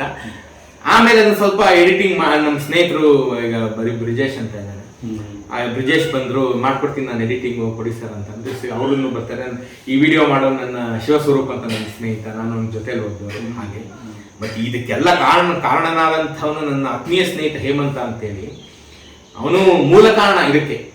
ನನ್ನನ್ನು ಬರೆಯೋದಕ್ಕೆ ಪ್ರೋತ್ಸಾಹಿಸಿದವನು ಅವನು. ಬರೀ ಇದನ್ನೆಲ್ಲ ಬರೀ ಮಹಾರಾಜನ ಕತೆ ಬರೀ ಅಂತ ಬರೆದ್ಮೇಲೆ ವಿಡಿಯೋ ಮಾಡ್ತಂದಾಗ ಈ ಚೆನ್ನಾಗಿದೆ ಇದನ್ನು ಮಾಡು ಅಂತ ಹೇಳಿ ಪ್ರೋತ್ಸಾಹ. ಆಕ್ಚುಲಿ ಅವನೊಂಥರ ನನಗೆ ಇದಕ್ಕೆಲ್ಲ ಕಾರಣಕರ್ತ ಅವನು ಹೇಮಂತ ಮತ್ತೆ ಈಶ್ವರಪ್ಪ. ಸೊ ಹಾಗಾಗಿ ಅವರು ಈಗ ನನ್ನ ಜೊತೆ ಇರೋರು ಇವರೆಲ್ಲರ ಇದರಿಂದ ಮಾಡ್ತಾ ಇದ್ದಾರೆ. ಪ್ರತಿ ವಿಡಿಯೋದಲ್ಲೂ ನಿಮ್ಗೆ ಕ್ಯಾಮ್ರಾ ಹ್ಯಾಂಡಲ್ ಮಾಡಕ್ಕಂತ ಒಬ್ಬಿದ್ದಾರೆ. ಸೊ ಹೆಂಗೆ ನೀವು ಅದಕ್ಕಂದ್ರೆ ಕ್ಯಾಮ್ರಾ ಮ್ಯಾನ್ ಇಟ್ಟಿದ್ದೀರಾ ಅಥವಾ ಸ್ನೇಹಿತರ? ಇಲ್ಲ ಸ್ನೇಹಿತರೆ ಸರ್, ಅದಕ್ಕೆ ಯಾವ್ದು ವಿಶೇಷವಾದಂತಹ ಕ್ಯಾಮ್ರಾ ಇಲ್ಲ. Brijesh is A professional cameraman, ಅವರು ಪ್ರೊಫೆಷನಲ್ ಇದ್ದಾರೆ. ಅವರು ಏನಂತಂದ್ರೆ ಅವ್ರು ಕೆಲವು ಸರಿ ಅವ್ರ ಕ್ಯಾಮ್ರಾಗಳನ್ನ ತಕ್ಕ, ಕೆಲವು ಸರಿ ನನ್ನ ಮೊಬೈಲಲ್ಲೇ ಬನ್ನಿ ಬ್ರಿಜೇಶ್ ಸಾಕು ಮಾಡೋಣ ಇರಲೇನೆ. ಅಂದ್ರೆ ನೀವು ಕೆಲಸ ಅಷ್ಟು ಮಾಡ್ತಾ ಇದ್ದೀರಾ, ದಿನಕ್ಕೆ 3-4 ಗಂಟೆಗಳು ಓದ್ತೀರಾ, ಅದ್ರ ಜೊತೆಗೆ ಆ ಲೊಕೇಶನ್ಸ್ ಹೋಗಿ ಟ್ರಾವೆಲ್ ಮಾಡಿ ಅಲ್ಲಿ ವಿಡಿಯೋ ಮಾಡ್ಕೊಂಡ್ ಬರ್ತೀರಾ. ಅದ್ರಲ್ಲಿ ನೀವು ಅಷ್ಟು ಎನರ್ಜಿನ ತೋರಿಸ್ತೀರಾ, ಅದು ಮುಖ್ಯ. ಅಲ್ಲೋಗಿ ಸುಸ್ತಾಯ್ತಪ್ಪ ಓದ್ಕೊಳ್ಳೋದಂತಲ್ಲ, ಅಷ್ಟು ಎನರ್ಜಿ ನಿಮ್ ವಿಡಿಯೋ ನೋಡಿದ್ರೆ ನಮ್ಗೆ ಸೋಮವಾರದ ದಿನ ಏನಿದೆ ಅದು ಫುಲ್ ಎನರ್ಜಿ ತುಂಬಿಕೊಡುತ್ತೆ. ಇದು ಹೇಗ್ ಸಾಧ್ಯ ಅಂತ? ಅದು ನನ್ಗೇನಾಗುತ್ತೆ ಸರ್, ಅದು ಇಲ್ಲಿಂದ ನಾನು ಕೆಲವು ಸರಿ ಬೆಟ್ಟ ಗುಡ್ಡ ಹತ್ಬೇಕಾಗುತ್ತೆ, ಅದು ಮಾಡ್ಬೇಕಾಗುತ್ತೆ, ಅದೆಲ್ಲ ನೋಡೋ ಅಲ್ಲಿ ನಿಂತ್ಕೊಂಡು ಆ ವಿಚಾರ ತೋರಿಸಿ ಹೇಳುವಾಗ ನಾನು ಅದರಲ್ಲೇ ಕಳೆದೋಗ್ಬಿಟ್ಟಿರ್ತೀನಿ. ನಾನು ಎಷ್ಟೋ ಸಲ ನಮ್ಮ ಶಿವನ್ಗೆ ಹೇಳ್ತಾ ಇರ್ತೀನಿ, ಅವ್ನು ಆಯ್ತಪ್ಪ ರೆಡಿನಾ ಅಂತ. ರೆಡಿ ಇಂದ ಮೇಲೆ ನಾನು ಮಾತಾಡಕ್ ಶುರು ಮಾಡಿದ್ಮೇಲೆ ಅದು ನಿಲ್ಸಿದಾಗ್ಲೇನೆ ನಾನು ವಾಪಸ್ ಇಲ್ಲಿ ಹೋಗಿ ಬರೋದು. ನಾ ಹೇಳುವಾಗ ನಾನು 8ನೇ ಶತಮಾನ ಅಂದ್ರೆ 8ನೇ ಶತಮಾನಕ್ಕೆ ಹೋಗಿರ್ತೀನಿ. ನಾನು ಮಹಾಪ್ರಭುಗಳು ಆ ಪ್ರಭುಗಳ ಅರಮನೆಯಲ್ಲೇ ಒಳಗೊಳಗಿರ್ತೀನಿ ನಾನು. ಸೊ ದಟ್ ನಾನು ಅದನ್ನ ನೋಡ್ತಾ ಇದ್ದೀನಿ ಅನ್ನೋ ಭಾವನೆ ನನ್ನಲ್ಲೇ ಇರುತ್ತೆ. ಎದುರುಗಡೆ ಯಾರು ನಿಂತಿದ್ದಾರೆ, ಏನ್ ಮಾತಾಡ್ತಿದ್ದಾರೆ, ಏನು ಕಾಣಲ್ಲ ನನಗೆ. ನಾನು ಅಲ್ಲಿ ಹೊರಟೋಗ್ಬಿಡ್ತೀನಿ. ಇದೆಲ್ಲ ನಿಲ್ತು ಆಯ್ತು, ಇದೆಲ್ಲ ಹೇಳಿ ಮುಗೀತು ಅಂತ ಬಂದ್ಮೇಲೆ ನಾನು ವಾಪಸ್ ಆಯ್ತು ನಿಧಾನವಾಗಿ ಇಲ್ಲಿಗೆ ಬರ್ತೀನಿ. ಹಾಗಾಗಿ ನನ್ನೆಲ್ಲ ಇನ್ನು ಉತ್ಸಾಹ ಏನಕ್ಕೆಂದ್ರೆ ಮಹಾರಾಜರು ಮಾಡೋ ಕತೆ, ವೀರ ಮದಕರಿ ನಾಯಕರು ಇಲ್ಲಿದ್ರು, ಬ್ರಿಟಿಷ್ನವ್ನು ಈ ರೈಲ್ ಮಾಡ್ದ ಅಂತ ಹೇಳ್ಬೇಕಾದ್ರೆ ಅದನ್ನ ನೆನ್ಸ್ಕೊತಾ ಇರ್ತೀನಿ. ಅವ್ನು ಈ ರೈಲ್ ಮಾಡ್ಬೇಕಾದ್ರೆ ಹೇಗಿರ್ಬೋದಿತ್ತು, ಇದು ಎಷ್ಟು ಕಾಡಿತ್ತೋ ಏನೋ, ಏನೇನ್ ಪ್ರಾಣಿಗಳಿತ್ತೋ ಏನೋ, ಆ ಒಂದು ಉತ್ಸಾಹ ನನ್ನಲ್ಲಿ ಬಂದ್ಬಿಡ್ತಾಗ ಕಾಣುತ್ತೆ. ಇದ್ರ ಜೊತೆಗೆ ಸಿನಿಮಾ ರಂಗದಲ್ಲೂ ಕೂಡ ಕೆಲಸ ಮಾಡಿದ್ರಲ್ಲ? ಸಿನಿಮಾ ರಂಗ ಒಂದು ಸಿನಿಮಾದಲ್ಲಿ ನನ್ನನ್ನ ಕರೆದು ನಮ್ಮ ಸ್ನೇಹಿತರು ಬಾನಿ ನನ್ನ ಪಾಠ ಮಾಡು ಅಂತ ಹೇಳಿ ಕೆಂಪಿರುವೆ ಅಂತ ಒಂದು ಸಿನಿಮಾ ಬಂದಿತ್ತು. ಅದರಲ್ಲಿ ಅವರು ನನಗೆ ಕರೆದು ಕೊಟ್ಟರು. ಅದನ್ನ ಒಂದೇ 2 ಸೀನ್ ಕರೆದು ಕೊಟ್ಟಿದ್ರು. ಆಮೇಲೆ ಕರೋನಾ ಬಂತು. ಆಮೇಲೆ ತುಂಬಾ ಉತ್ಸಾಹ ತೋರಿಸಿದ್ರು ಇನ್ನೂ ಸುಮಾರು ಜನ ಬನ್ನಿ ಅಂತ. ಬಟ್ ನಾನು ನನಗೆ ಈ ವಿಡಿಯೋಗಳು ಸಾಕು ನನಗೆ. ಸಿನಿಮಾದ ಹಿನ್ನೆಲೆಯಲ್ಲಿ ನೀವು ಕೆಲಸ ಮಾಡಿದ್ರಲ್ಲ ಕೆಲವರಲ್ಲಿ? ಮಾಡಿದ್ದೀನಿ. ಅದಕ್ಕೆ ತುಂಬಾ ಜನ ಕಥೆಗಳು ಬರ್ಕೊಟ್ಟಿದ್ದೀನಿ. ಈ ಐತಿಹಾಸಿಕವಾದಂಥ ಕಥೆಗಳು, ಐತಿಹಾಸಿಕವಾದಂಥ ಎಳೆಗಳು ಇಟ್ಕೊಂಡು ಸಿನಿಮಾ ಮಾಡೋರಿಗೆ ಆ ಕಥೆಗಳು ಬರ್ಕೊಟ್ಟಿದ್ದೀನಿ. ಮಾಡಿ ಎಲ್ಲೋ ಒಂದ್ ಕಡೆ ನಮ್ಮ ಮಹಾರಾಜರು ಬೆಳಕಿಗೆ ಬಂದ್ರೆ, ಯಾವುದೋ ಒಂದ್ ಕಡೆಯಿಂದ ಅವ್ರನ್ನ ನಾವೆಲ್ಲ ನೋಡೋ ಹಾಗಾದ್ರೆ, ಮಹಾರಾಜರ ವಿಚಾರ ನನಗೆ ಜನಕ್ಕೆ ತಿಳಿಯೋ ಹಾಗಾದ್ರೆ, ಅದಕ್ಕಿಂತ ಖುಷಿ ನನ್ಗೆ ಏನಿಲ್ಲಪ್ಪ ಅಂತ ಆಯ್ತು ಮಾಡಿ ಒಂದು ಉತ್ಸಾಹ ನನಗೆ. ಇತಿಹಾಸ ಬಗ್ಗೆ ಯಾವುದೇ ಅರಿವಿಲ್ಲದೆ ಇರೋದು, ಇತಿಹಾಸ ಮೊದಲಿನಿಂದ ನಾವು ತಿಳ್ಕೊಳ್ಳೋಣ ಅಂತ ಅನ್ಕೊಳ್ಳೋದಾಗಿದ್ರೆ ಎಲ್ಲಿಂದ ಶುರು ಮಾಡಬೇಕು, ಯಾವ ಪುಸ್ತಕಗಳಿಂದ ಶುರು ಮಾಡ್ಬೇಕಂತ ನೀವು ಹೇಳ್ತೀರಾ? ಸರ್, ಅದೊಂಥರ ಬಹಳ ಸವಾಲಿನ ಕೆಲಸ. ಎಲ್ಲಿಂದ ತುಂಬಾ ಇತಿಹಾಸಕ್ಕೆ ಹೊಸವಾದಂಥವ್ರು ಎಲ್ಲಿಂದ ಶುರು ಮಾಡಬೇಕು ಅಂತ ಪ್ರತಿಯೊಬ್ಬರು ನಾನು ಹೇಳೋದು, ಪ್ರತಿಯೊಂದು ವಿಡಿಯೋದಲ್ಲೂ ಹೇಳ್ತೀನಿ. ಪ್ರತಿ ಊರಿಗೆ ಹೋದಾಗ್ಲೂ ನಾನು ಹೇಳ್ತೀನಿ ಆ ಊರಿನವ್ರಿಗೆ, ನಿಮ್ಮ ಊರಲ್ಲಿ ಏನಿದೆ ಅದನ್ನ ಮೊದಲು, ಪ್ರತಿ ಊರಲ್ಲಿ ಇದೆ ಭಾರತದ ವೈಶಿಷ್ಟ್ಯ. ಅದು ನಮ್ಮ ಭಾರತದ ಪ್ರತಿ ಊರಲ್ಲಿ ಏನೋ ಒಂದು ಐತಿಹಾಸಿಕವಾದಂಥ ಕುರುಹು ಇದ್ದೇ ಇರುತ್ತೆ. ಒಂದು ದೇವಸ್ಥಾನ, ಒಂದು ಶಿಲಾಶಾಸನ, ಮಾಸ್ತಿಕಲ್ಲು, ವೀರಗಲ್ಲು, ಇನ್ನೇನೋ ಒಂದು ಕಂಬ, ಒಂದು ಕೋಟೆ, ಏನೋ ಒಂದಿರುತ್ತೆ. ಏನಿಲ್ಲದೆ ಒಂದು ಹಳೆ ದೇವಸ್ಥಾನ ಅಂತ ಇದ್ದೇ ಇರುತ್ತೆ. ಅದಕ್ಕೊಂದು ಶಾಸನ ಇರುತ್ತೆ, ಇದು ಯಾರು ಕಟ್ಸಿದ್ರು. ಅದನ್ನ ಫಸ್ಟ್ ಓದಿ ತಿಳ್ಕೊಳ್ಳಿ. ಅಲ್ಲಿಂದ ಒಂದು ಸಲ ಒಂದನೇ ಮೆಟ್ಲು ನೀವು ಕೆಳಗೆ ಇಳಿಯಕ್ಕೆ, ಅದೇ ಎರಡನೇದು ಮೂರನೇದು ಇಳ್ಕೊಂಡು ಹೋಗುತ್ತೆ. ಈ ಸಪೋಸ್ ಚೋಳ, ಒಂದನೇ ಚೋಳ ಇದನ್ನ ಬರ್ದ, ಯಾರು ಒಂದನೇ ಚೋಳ ಅಂತ ಹೋದ್ರೆ ಚೋಳರ ಇತಿಹಾಸ ತೆಕ್ಕೊಡ್ತಾನೆ. ಅಲ್ಲಿಂದ ಅವ್ನು ಏನೇನ್ ಮಾಡ್ದ ಅಂದ್ರೆ ಹಾಗೇ ಎಲ್ಲಿಂದನೂ ಬಳಸ್ಕೊಂಡು ಎಲ್ಲ ಕವರ್ ಆಗುತ್ತೆ. ಸೊ ಹಾಗಾಗಿ ಅವ್ರ ಊರ್ದು ಫಸ್ಟ್ ತಿಳ್ಕೊಬೇಕು. ಆಮೇಲೆ ಅವ್ರಿಗೆ ಅದನ್ನ ತಿಳ್ಕೊಂಡ ತಕ್ಷಣ ಒಂದು ಉತ್ಸಾಹ ಬಂದ್ಬಿಡುತ್ತೆ. ಇದು ಒಂದನೇ ಚೋಳ ಮಾಡಿದ್ದು 1,4 ವರ್ಷದ ದೇವಸ್ಥಾನ, ಇದು 1,400 ವರ್ಷಗಳ ಹಿಂದಿಂದು, ಉಳಿಸಿ ಈಗ ಇದನ್ನ ಅಂತೇಳಿ ಸ್ವಲ್ಪ ಕ್ಲೀನ್ ಮಾಡಿ ಉಳಿಸ್ಬಿಟ್ರೆ ಅದಕ್ಕಿಂತ ದೊಡ್ಡದು ಇನ್ನೇನಿಲ್ಲ. ಅಟ್ಲೀಸ್ಟ್ ಉಳಿಸಿದ್ದಾರೆ ಅನ್ನುವಂಥದ್ದು. ಆಮೇಲೆ 4 ಜನ ಬಂದು ನೋಡ್ತಾರೆ. ಸರ್ಕಾರ ಮನ್ಸು ಮಾಡೋದಕ್ಕೆ ಒಂದಿಷ್ಟು ರಿಪೇರಿಗೆ ಹಣ ಬಿಡುಗಡೆ ಮಾಡ್ಬಿಟ್ರಂತೂ ಇನ್ನೂ ಚೆನ್ನಾಗಾಗುತ್ತೆ. ಪೂಜೆ ಪುನಸ್ಕಾರ ನಡೆಯುತ್ತೆ, ಉಳ್ಕೊಂಡ್ಬಿಡ್ತಾನೆ ಸಂಸ್ಕಾರ ಸಂಸ್ಕೃತಿ. ಅವ್ರು ಪ್ರತಿಯೊಬ್ಬರಿಗೂ ನಾನು ಹೇಳೋದಿಷ್ಟೇ, ನೀವು ಇತಿಹಾಸನ ತಿಳ್ಕೋಬೇಕು ನಿಮಗೆ ಅಂತ ಆಸಕ್ತಿ ಇದ್ರೆ ಯಾವ ಫಸ್ಟ್ ಪುಸ್ತಕದ ಮೊರೆಗೆ ಹೋಗ್ಬೇಡಿ. ಯಾಕಂದ್ರೆ ಈಗ ಓದೋರು ಕಡಿಮೆ ಆಗ್ಬಿಟ್ಟಿದ್ದಾರೆ. ಆ ಪುಸ್ತಕದ ಸೈಜ್ ನೋಡ್ತಾ ಇದ್ರೆ ನಿದ್ದೆ ಬಂದಿದೆ, ಆಗಲ್ಲಪ್ಪ ಬೇಡ ಇದು ಅಂತ ಅನ್ಸುತ್ತೆ. ಅವನೇ ಹೆಂಗೋ ಮಾಡ್ತಿದ್ದಾನೆ, ಅವನನ್ನೇ ಕೇಳ್ಕೊಂಡ್ಬೇಡ ಬಿಡು ಅಂತ. ಅವ್ರ ಊರಲ್ಲಿ ಇರೋದು ಅಟ್ಲೀಸ್ಟ್ ಒಂದ್ ಕಲ್ಲು ಎಲ್ಲೋ ಬಿದ್ದಿರ್ತೀವಿ, ಏನಿದು ಅಂತ ಅವಾಗ ಸಂಬಂಧಪಟ್ಟವ್ರನ್ನ ಆಸಕ್ತರನ್ನ, ಈಗ ತುಂಬಾ ಶಿಲಾಶಾಸನ ಓದೋಂಥವ್ರು ಇದ್ದಾರೆ, ಹಿರಿಯರಿದ್ದಾರೆ, ಎಲ್ಲರೂ ಇದ್ದಾರೆ. ಅವರೆಲ್ಲ ಆಲ್ರೆಡಿ ಸುಮಾರು 99.9% ಎಲ್ಲ ಕಲ್ಲುಗಳನ್ನು ಓದ್ಬಿಟ್ಟಿದ್ದಾರೆ. ಅದನ್ನ ಒಂಚೂರು ರೆಫರ್ ಮಾಡಿ ಈ ಕಲ್ಲು ಏನ್ ಹೇಳುತ್ತೆ ಅಂತ ತಿಳ್ಕೊಂಡ್ಬಿಟ್ರೆ ಅಲ್ಲಿ ಏನಾಗುತ್ತೆ, ಅವನ ರಾಜನ ರಾಣಿಂದೋ ಪಾಳೆಗಾರಂದೋ ಏನೋ ಇರುತ್ತೆ. ಅದ್ ಯಾರು ಆ ಪಾಳೆಗಾರ ಅಂತ ಹೋದ್ರೆ ಅದೆಲ್ಲ ಕರ್ಕೊಂಡೋಗ್ಬಿಡುತ್ತೆ, ಅಲ್ಲಿಂದ ಕಂಪ್ಲೀಟ್ ಇಳಿದ್ಬಿಡ್ತಾರೆ ಅವರು. ಸೊ ಹಾಗಾಗಿ ಆವಾಗ ಆಸಕ್ತಿ ಬರುತ್ತೆ. ಯಾವಾಗಲೂ ನಮ್ಮೂರ್ದು ಅಂತ ಅಂದಾಗ ಅವ್ರು ಬರೋ ಆಸಕ್ತಿ ಎಲ್ಲೋ ಇವಾಗ ಯಾವ್ದೋ ಊರಿಂದು ಮಹಾರಾಷ್ಟ್ರದಲ್ಲಿ ಏನೋ ಆಯ್ತು ಅನ್ನೋವಾಗ ಅವ್ನಿಗೆ ಅಷ್ಟು ಅವ್ನಿಗೆ ಸಾಮೀಪ್ಯತೆ ಇರೋದಿಲ್ಲ. ಅವ್ರ ದಿನ ಈ ಕಲ್ಲು ಇಲ್ಲೇ ಬಿದ್ದಿತ್ತಲ್ಲ, ನಾವು ನೋಡ್ತಾ ಇದ್ವಲ್ಲಪ್ಪ, ಎಂಥ ಇದಾದಂಥ ಕಲ್ಲಿದು, ಎಂಥ ಇಂಪಾರ್ಟೆಂಟ್ ಆದಂಥ ಕಲ್ಲು ನಾವು ಮರ್ತ್ಬಿಟ್ವಲ್ಲ ಅನ್ನೋಂಥದ್ದಾಗುತ್ತೆ. ಸೊ ಆಗ ಅವ್ರು ಅದನ್ನೇ ಅವ್ರ ಊರಿನ ಉತ್ಸಾಹಿ ಯುವಕರ ಎತ್ತದನ್ನ ಮೇಲೆ ಇರ್ತಾರೆ. ಎಲ್ಲರಲ್ಲೂ ಈಗ ದೇಶಭಕ್ತಿ ಜಾಗೃತಿ ಆಗಿದೆ. ಎಲ್ಲರಲ್ಲೂ ನಮ್ಮೂರಿಗೆ ನಾವೇನಾದ್ರು ಮಾಡ್ಬೇಕು ಅನ್ನೋದು ಬಂದಿದೆ. ಬಹಳ ಬಹಳ ಸಂತೋಷಕರವಾದಂತ, ಸಮಾಧಾನಕರವಾದಂತ ವಿಚಾರ ಇದೆ. ಪ್ರತಿಯೊಬ್ಬರಲ್ಲೂ ಅದು ಮನಸ್ಸಲ್ಲಿದೆ, ನಾವು ನಮ್ಮೂರಿಗೆ ಏನಾದ್ರು ಮಾಡ್ಬೇಕೀಗ. ಅದು ಬಹಳ ಸಂತೋಷಕರವಾದಂತೆ. ಅದ್ರಲ್ಲಿ ಇದು ಒಂದು, ಈಗ ನಾವೇನಾದ್ರು ಊರಿನ ಸೇವೆ ಮಾಡ್ಬೇಕು ಅಂದ್ರೆ ಊರಿನ ದೇವಸ್ಥಾನಗಳು, ಶಾಸನಗಳನ್ನು ಉಳಿಸ್ಕೊಳ್ಳುವಂಥದ್ದು ಬಹಳ ಮಹತ್ತರವಾದಂತ ಕೆಲಸ. ಅದು ಉಳಿಸ್ಕೊಂಡ್ಬಿಟ್ರೆ ಅವ್ರ ಊರವ್ರಿಗೆಲ್ರಿಗೂ ಅದ್ರ ಇತಿಹಾಸ ಗೊತ್ತಾಗುತ್ತೆ. ತುಂಬಾ ಇತಿಹಾಸ ಆಸಕ್ತಿ ಇರೋನು ಅದು ಇನ್ನೂ ಇಳಿತಾ ಹೋಗ್ತಾನೆ. ಈಗ ನೀವು ಹೇಳಿದಾಗೆ ಅದೇ ಊರಲ್ಲಿ ಇರುವಂತಹ ದೇವಸ್ಥಾನಗಳನ್ನ ನಾವು ನೋಡ್ಕೊಂಡ್ರೆ ಅಲ್ಲಿಂದ ಇತಿಹಾಸ ನಾವು ಕಲಿಬಹುದು. ಆದ್ರೆ ಬಹಳಷ್ಟು ಜಾಗದಲ್ಲಿ ನಾನು ನೋಡ್ತಾ ಇದ್ದೀನಿ, ಒಂದು ಪುರಾತನ ದೇವಸ್ಥಾನ ಏನಾಗ್ತದೆ, ವಿಗ್ರಹ ಮಾತ್ರ ಉಳಿಸ್ಕೊಂಡು ಆ ದೇವಸ್ಥಾನ ಸಂಪೂರ್ಣ ಕೇಳಿ ಅಲ್ಲೊಂದು ಕಾಂಕ್ರೀಟ್ ದೇವಾಲಯ ಕಟ್ತಾ ಇದ್ದಾರೆ. ಅದರಿಂದ ಇತಿಹಾಸ ಉಳ್ಕೊಳ್ಳುತ್ತಾ ಅಥವಾ ಅಳಿಸೋಗೋ ಸಾಧ್ಯತೆ ಇದೆ? ಇದು ಎರಡು ತರನೂ ಇದೆ ಸರ್. ಒಳ್ಳೆ ಪ್ರಶ್ನೆ ಕೇಳಿದ್ರಿ. ಕೆಲವು ಕಡೆ ದೇವ್ರು ಉಳಿಸ್ಕೊಂಡು ದೇವಸ್ಥಾನನೇ ಚೇಂಜ್ ಮಾಡ್ಬಿಡ್ತಾರೆ, ಕಾಣಿಸ್ಲೇಬಾರ್ದು, ಗ್ರಾನೈಟ್, ಪೇಂಟ್, ಎಲ್ಲ ಟೈಲ್ಸ್ ಗೀಲ್ಸ್ ಎಲ್ಲ ಹಾಕಿ ಇದೇನಿದು ಇವತ್ತಿನ ದೇವಸ್ಥಾನ ಅವತ್ತಿನ ದೇವಸ್ಥಾನ ಅಂತ ಮಾಡ್ಬಿಟ್ಟಿರ್ತಾರೆ. ಇನ್ನೊಂದ್ ಕಡೆ ಈ ನಿಧಿ ಕಡೆ ಏನ್ ಮಾಡಿರ್ತಾರೆ, ದೇವ್ರನ್ನೇ ಕಿತ್ತಾಕ್ಬಿಟ್ಟಿರ್ತಾರೆ. ದೇವಸ್ಥಾನ ಎಲ್ಲ ಇರುತ್ತೆ, ದೇವರೇ ಇರೋದಿಲ್ಲ, ಕಿತ್ತ ಆ ಕಡೆ ಬಿಸಾಕ್ಬಿಟ್ಟು ಅಗದು ಬಗ್ದು ಅದನ್ನೆಲ್ಲ ಭಿನ್ನ ಮಾಡ್ಬಿಟ್ಟು. ಎರಡು ಉಳ್ಕೋಬೇಕು. ಯಥಾಸ್ಥಿತಿ ಉಳ್ಕೊಂಡ್ರೆ ಬಹಳ ಚೆನ್ನಾಗಿರುತ್ತೆ. ತುಂಬಾ ಡಿಲಾಬಿಲೇಟೆಡ್ ಕಂಡೀಷನ್, ತುಂಬಾ ಶಿಥಿಲವಾಗಿ ಉದುರೋಗೋದು ಬಿದ್ದೋಗಿತ್ತು ಅನ್ನೋಂಥ ಸ್ಥಿತಿನಲ್ಲೂ ಹಳೆ ದೇವಸ್ಥಾನದ ರೂಪುರೇಷೆನೇ ಕೊಡಬಹುದಾದಂತ ಟೆಕ್ನಾಲಜಿ ಯಾವ್ದು ಏನೀಗ ನಮ್ಗೆ ಅಸಾಧ್ಯವಾದದ್ದು ಯಾವ್ದು ಇಲ್ಲ. ಈಗ ಹಳೆ ದೇವಸ್ಥಾನ ಅದೇ ರೂಪದಲ್ಲಿ ಉಳಿಸ್ಕೊಂಡು ಅದೇ ಕಲ್ಲುಗಳು ಅದೇ ಫ್ಲೋರಿಂಗ್ ಉಳಿಸ್ಕೊಂಡ್ರೆ ನಮ್ಗೆ ಆ ಭೂತಕಾಲಕ್ಕೆ ಹೋಗುವಂತ ಒಂದು ಪುಷ್ ಸಿಗುತ್ತೆ, ಆ ಫೀಲ್ ಸಿಗುತ್ತೆ. ನಮ್ಗೆ ಹೋದ್ರೆ ಆಹಾ ನೋಡಪ್ಪ ಎಷ್ಟು ಚೆನ್ನಾಗಿದೆ ಅಂತ ಅನ್ಸುತ್ತೆ. ಆ ಫೀಲ್ ಉಳ್ಕೋಬೇಕು ನಾವು. ಈಗ ದೇವಸ್ಥಾನಕ್ಕೆ ಹೋಗೋರು ಎಲ್ಲರೂ ದೇವ್ರ ಭಕ್ತಿಗೆ ಹೋಗಲ್ಲ, ದೇವಸ್ಥಾನ ಚೆನ್ನಾಗಿಲ್ಲ ಅದೇ ಒಂದು ನಿಂತಿರ್ತಾರೆ, ಅದೇ ಸಂತೋಷ ಇರುತ್ತೆ. ಅದಕ್ಕೆ ಒಂದಷ್ಟು ಜನ ಹೋಗ್ತಾರೆ, ಎಷ್ಟು ಚೆನ್ನಾಗಿದೆಪ್ಪ ಅಲ್ಲಿ ಹೋದ್ರೆ ಏನೋ ಒಂಥರ ಫೀಲ್ ಆಗುತ್ತೆಪ್ಪ ಅನ್ನೋದು. ಅದು ಹಾಗೆ ಉಳಿಸ್ಕೋಬೇಕು ಅಂತ ನನ್ನ ಆಸೆ. ಈಗ ಜನರ ಉತ್ಸಾಹ ನಾನು ಬೇಡ ಅನ್ನಲ್ಲ, ಆ ಉತ್ಸಾಹದಲ್ಲಿ ಇರೋ ಕಲ್ಲು ಕಿತ್ತಾಕ್ಬಿಟ್ಟು ರೈಸ್ ಹಾಕ್ಬಿಡೋದು ಅದು ಅಷ್ಟು ಚೆನ್ನಾಗಿ ಕಾಣಿಸಲ್ಲ. ಅದೇ ಕಲ್ಲನ್ನು ಉಳಿಸ್ಕೋಬೇಕು. ಯಾಕಂದ್ರೆ ಅವತ್ತು ಆಮೇಲೆ ನಾವು ಅದನ್ನ ನೆನ್ಸ್ಕೊಳ್ಳಿ ಸರ್. ಈಗ ಹಂಪಿನಲ್ಲಿ ನಾನು ಹೇಳ್ತಾ ಇದ್ದೆ, ಇದ್ರ ಬದಾಗ ಹೋಗುವಾಗ ಪ್ಯಾಸೇಜು ಎಷ್ಟು 7 ಶತಮಾನಗಳ ಹಿಂದಿನ ಪ್ಯಾಸೇಜ್, ಆ ಬೀದಿ ಹೆಂಗಿದೆ ನೆನ್ಸ್ಕೋಬಹುದು. ಇವಾಗ ಎಲ್ಲೆಲ್ಲಿ ಹಿಂಗ್ ಓಡಾಡ್ತಾ ಇದ್ರು, ಎಲ್ಲಿ ಮಾರ್ತಾ ಇದ್ರು, ಮುತ್ತು ರತ್ನ ಎಲ್ಲ ಬಾಬಾ ಎಷ್ಟು ಚೆನ್ನಾಗಿದೆ. ಈಗ ಅದನ್ನೆಲ್ಲ ಗ್ರಾನೈಟ್ ಮಾಡಿ ಎಲ್ಲ ಮಾಡೋದು, ಆ ಬ್ಯೂಟಿ ನಮ್ಗೆ ಆ ಫೀಲ್ ಬರೋದಿಲ್ಲ ಈಗ. ಹಾಗಾಗಿ ಅದನ್ನ ಹಳತನ್ನ ಹಾಗೆ ಉಳಿಸ್ಕೊಂಡು ರಿಸ್ಟೋರ್ ಮಾಡಿ ಹೆರಿಟೇಜ್ ಕಾಪಾಡಿದ್ರೆ ಬಹಳ ಚೆನ್ನಾಗಿರುತ್ತೆ. ಸರ್, ಇವಾಗ ನಾನ್ ಅರ್ಥ ಮಾಡ್ಕೊಂಡಂಗೆ ನಮ್ಮ ಇತಿಹಾಸ ದೇವಸ್ಥಾನಗಳಲ್ಲಿದೆ. ಯಾಕಂದ್ರೆ ಇವಾಗ ಎಷ್ಟು ಕಡೆ ಕೋಟೆನ ಹೆಸರು ಊರಿಗೆ, ಆದ್ರೆ ಕೋಟೆ ಇರಲ್ಲ, ಆದ್ರೆ ಕೋಟೆಗೆ ಸಂಬಂಧಪಟ್ಟಂತ ದೇವಸ್ಥಾನಗಳಿದೆ. ಅದ್ರದ್ದು ಆ ಇತಿಹಾಸ ಹೊರಗೆ ಬರ್ಬೇಕಂದ್ರೆ ದೇವಸ್ಥಾನನೇ ಮೂಲ ಕಾರಣ ಆಗುತ್ತೆ. ಆದ್ರೆ ದೇವಸ್ಥಾನಗಳಲ್ಲಿ ಫೋಟೋಸ್ ಆಗ್ಲಿ ವಿಡಿಯೋಸ್ ಆಗ್ಲಿ ಹಿಡಿಬಾರ್ದು ಅನ್ನೋ ಒಂದು ನೇಮ ನಮ್ಮ ಮೇಲಿದೆ. ಸೊ ಇದು ಇತಿಹಾಸ ನಾವು ಉಳಿಸ್ಕೊಂತ ಇದೀವ ಅಥವಾ ಅದು ಹೊರಗೆ ಬರದೇ ರೀತಿ ನಾವು ನೋಡ್ಕೊಂತ ಇದೀವ? ನಿಮ್ಮ ಅಭಿಪ್ರಾಯ ಏನಿದೆ ಸರ್? ಅವರು ನಮ್ನೆಲ್ಲ ಬಹಳ ಮುಕ್ತವಾಗಿ ನಮ್ಗೆ ಇದನ್ನ ಪ್ರವೇಶ ಕೊಡ್ಬೇಕು ಅಂತ ನನ್ನ ಅನಿಸಿಕೆ ಸರ್. ಅಂದ್ರೆ ನಮ್ಗೆ ಮಾತ್ರ ಅಲ್ಲ, ಕ್ಯಾಮ್ರಾಗೂ ಎಲ್ರಿಗೂ ಕೊಡ್ಬೇಕು ಕ್ಯಾಮ್ರಾಗೆ. ಯಾಕೆಂದ್ರೆ ಜನ ಈಗ ನಾನು ಫೋಟೋ ವಿಡಿಯೋ ತೆಗೆದು ನೋಡಿದ್ರೇನೆ 1,000 ಜನ ನೋಡ್ತಾರೆ, ಬರೋಂಗಾಗುತ್ತೆ. ಸೊ ಜನ ಎಲ್ಲಿ ಬರ್ತಾ ಇರ್ತಾರೆ, ಅದರ ಆದಾಯ ಹೆಚ್ಚುತ್ತೆ, ಆ ದೇವಸ್ಥಾನ ಇನ್ನೂ ಚೆನ್ನಾಗಿ ಮೇಂಟೈನ್ ಮಾಡ್ಬೋದು ಅಂತ ನನ್ನ ಅನಿಸಿಕೆ. ಹಾಗಾಗಿ ಎಲ್ರಿಗೂ ಅವರು ಅದನ್ನ ಎಲ್ಲ ಕ್ಯಾಮ್ರಾಗೆ ವಿಡಿಯೋಗೆ ಅದಕ್ಕೇನೋ ಒಂದು ಫೀಸ್ ತಗೊಳ್ಳಿ. ಅವರು ಈ ಹಂಪಿಲ್ ತಗೋತಾರೆ, ಅರಮನೆಯಲ್ಲಿ ತಗೋತಾರೆ, ಎಲ್ಲ ಕಡೆ ತಗೋತಾರೆ. ಒಂದು ಫೀಸ್ ತಗೊಳ್ಳಿ, ಅವ್ರಿಗೂ ಅದು ಆದಾಯ ಬರುತ್ತೆ. ಫೀಸ್ ತಗೊಳ್ಳೋದ್ರಿಂದ ಅವ್ರಿಗೂ ದೇವಸ್ಥಾನಕ್ಕೆ ಆದಾಯ ಬರುತ್ತೆ, ನಮಗೂ ಅದು ಇನ್ಫಾರ್ಮೇಶನ್. ಇದನ್ನ ತಗೊಂಡೋಗಿ ಇನ್ಯಾರು ಏನು ಮಾಡೋಂಥದ್ದಲ್ಲ. ಈಗ ತುಂಬಾ ಪ್ರೈವೇಟ್ ಆಗಿರುವಂತದ್ದು, ತುಂಬಾ ಗೌಪ್ಯವಾಗಿರುವಂತದ್ದನ್ನ ಅವರಲ್ಲಿ ಇಡೋದೇ ಇಲ್ಲ. ಈಗ ಚೆಲುವನಾರಾಯಣ ಸ್ವಾಮಿ ವೈರ್ಮುಡಿ ಆಗೋ ದಿನ ಆಗುವಂತ ಆಭರಣಗಳನ್ನ ಅವರು ಖಜಾನೆಯಲ್ಲಿ ಇಟ್ಟಿರ್ತಾರೆ, ಸರ್ಕಾರಿ ಖಜಾನೆಯಲ್ಲಿ. ಸೊ ಹಾಗಾಗಿ ಅದನ್ನು ನಾವು ನೋಡೋ ಪ್ರಮೇಯವೇ ಬರೋದಿಲ್ಲ.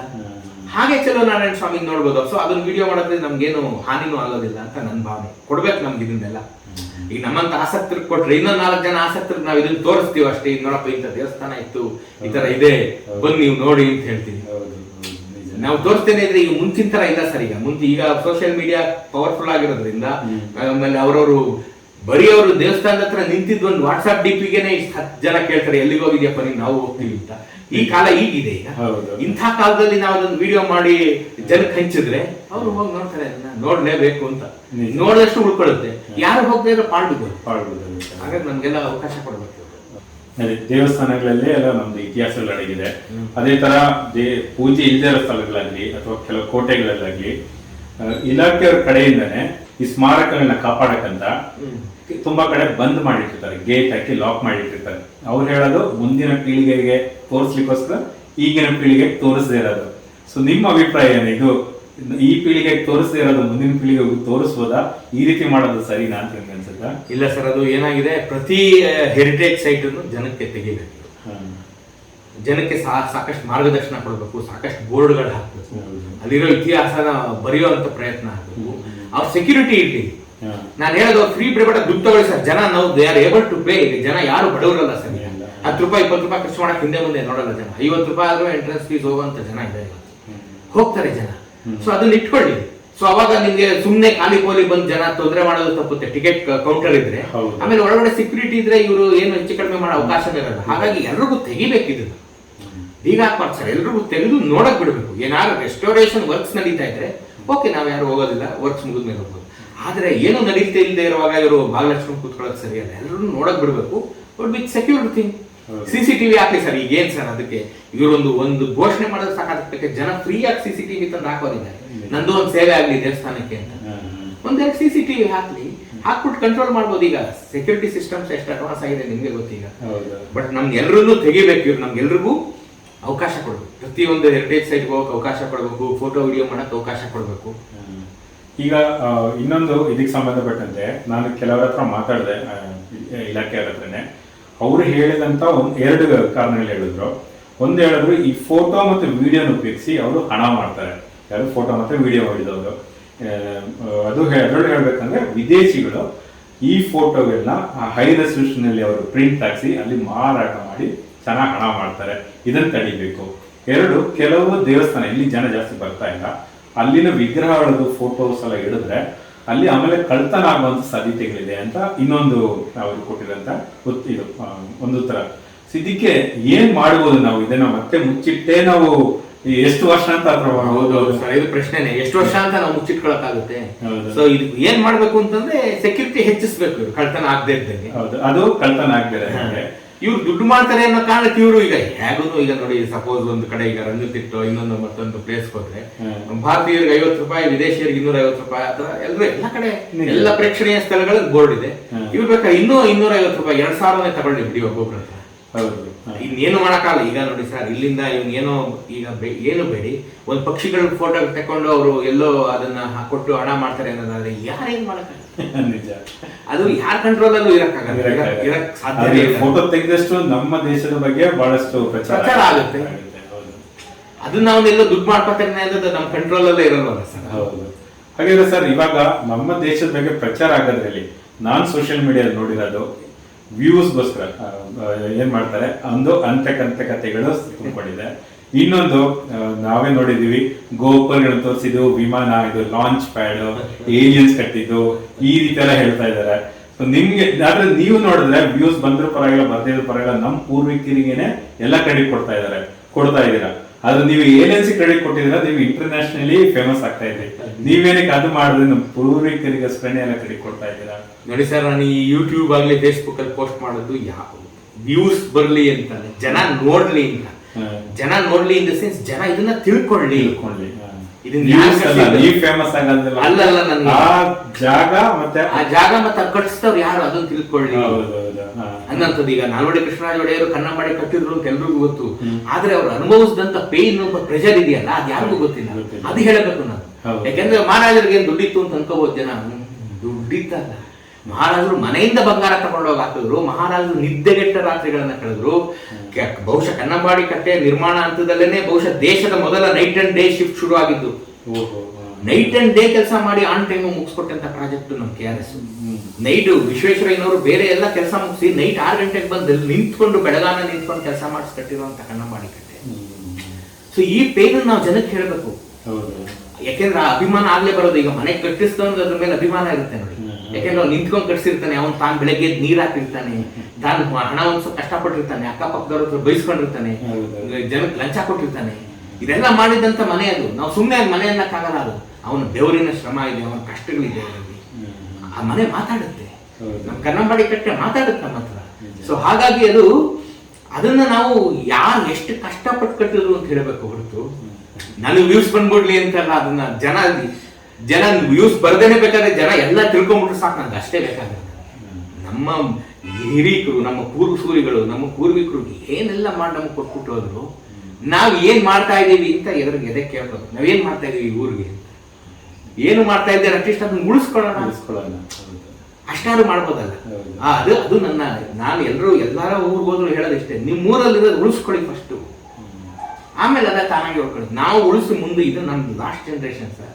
ಈಗ ನಾವು ಉಳಿಸ್ಕೊಡದೆ ಮುಂದಕ್ಕೆ ಹೋದ್ರೆ ಮುಂದಲ್ಲವ್ರಂತೂ ಏನು ಸಿಕ್ಕಲ್ಲ, ಅವ್ರಿಗೆ ನಾಲೆಡ್ಜು ಬರಲ್ಲ.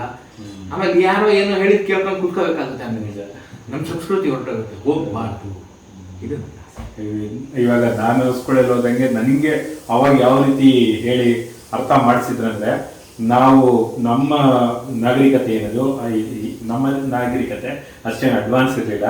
ವಿದೇಶಿಗರು ಬಂದು ನಮಗೆ ಎಜುಕೇಶನ್ ಆಗಲಿ ಮತ್ತೊಂದಾಗಲಿ ಟೆಕ್ನಾಲಜಿ ಎಲ್ಲ ಕೊಟ್ಟು ಹೋಗಿದ್ದು ಅಂತ ಅವ್ರು ನನ್ನ ಹತ್ರ ಹೇಳಿದ್ದು. ಆದ್ರೆ ನಾನು ಸುತ್ತಾಡಕ್ಕೆ ಶುರು ಮಾಡಿದ್ರೆ ನನಗೆ ಗೊತ್ತಾಯ್ತು ಸುಳ್ಳಿದು. ಇಲ್ಲಿಂದ ಕಲ್ತು ಹೋದಂತ ಎಷ್ಟೋ ವಿಷಯಗಳು ಅವರು ಅಲ್ಲೇ ಅಳವಡಿಸ್ಕೊಂಡಿದ್ದಾರೆ. ಆ ರೀತಿ ನಿಮ್ಗೆ ಆ ರೀತಿ ಅನ್ಸಿದ್ಯಾ? ಆ ರೀತಿ ಖಂಡಿತ ಸರ್, ಖಂಡಿತ. ನಾವೆಲ್ಲ ಬಹಳ ಸುಭಿಕ್ಷವಾಗಿದ್ದಂತ ಜನ ಸರ್. ನೀವೊಂದು ಯೋಚನೆ ಮಾಡಿ, ನಮ್ಮ ಭಾರತೀಯ ಸಂಸ್ಕಾರದಲ್ಲಿ, ಭಾರತದ ಇತಿಹಾಸದಲ್ಲಿ ಎಷ್ಟು ಲಕ್ಷ ಪುಸ್ತಕಗಳು ಬರೆದ್ರು, ಎಷ್ಟು ಗ್ರಂಥಗಳ ರಚನೆ ಆಯ್ತು, ಎಷ್ಟು ಸಂಶೋಧನೆ ಆಯ್ತು. ಹೌದು. ಭಾಸ್ಕರ, ಆರ್ಯಭಟ, ವರಾಹ ಮಿಹಿರನಂತವ್ರು ಎಷ್ಟು ಜನ ಬಂದು ಹೋದ್ರು.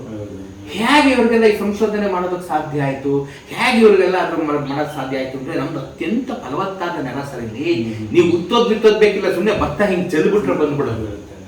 ಇದು ಚಿನ್ನ ಸರ್, ಮಣ್ಣಲ್ಲ, ಇದು ಚಿನ್ನ ನಮ್ದು.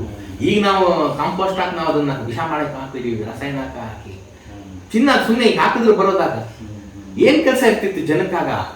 ಸಮೃದ್ಧವಾಗಿತ್ತು, ಸಮೃದ್ಧವಾದ ಎಲ್ಲ ಇತ್ತು. ಎಲ್ಲದೇ ಭಗವಂತ ಎಲ್ಲ ಕೊಟ್ಟಿದ್ದ. ಇಲ್ಲಿ ಜನ ಕೂತ್ಕೊಂಡ್ರು, ಧ್ಯಾನ ಮಾಡಿದ್ರು, ದೇವರನ್ನು ನಡೆಸ್ಕೊಂಡ್ರು, ಗ್ರಂಥಗಳನ್ನು ಬರೆದ್ರು, ಸಂಶೋಧನೆ ಮಾಡಿದ್ರು. ಮುಂದಿನ ಶಾಶ್ವತವಾಗಿ ಮುಂದಿನ ಜನಾಂಗಕ್ಕೆ ಜ್ಞಾನ ಬಿಟ್ಟು ಹೋಗ್ಬಿಟ್ರು. ಅವ್ರು ಏನು ನಮ್ದು ಯಾವ್ದು ಇದು ನಮ್ದು ಹಕ್ಕುಗಳನ್ನ ಕಾದಿರಿಸಲಾಗಿದೆ ಅಂತ ಬರೀಲ್ಲ. ನೋಡಿ ಸರ್, ನಾವೆಲ್ಲ ಎಷ್ಟು ನಿಸ್ವಾರ್ಥಿಗಳು ನಾವೆಲ್ಲ ಅಂತಂದ್ರೆ, ನಮ್ಮ ಭಾರತೀಯರು ನಾವೆಲ್ಲ ಎಷ್ಟು ನಿಸ್ವಾರ್ಥಿಗಳು. ಯಾವತ್ತು ಇದು ಹಕ್ಕುಗಳನ್ನ ಕಾದಿರಿಸಲಾಗಿದೆ ನಂದು ಅಂತ ಯಾವತ್ತು ಇಟ್ಕೊಳ್ಳಿಲ್ಲ.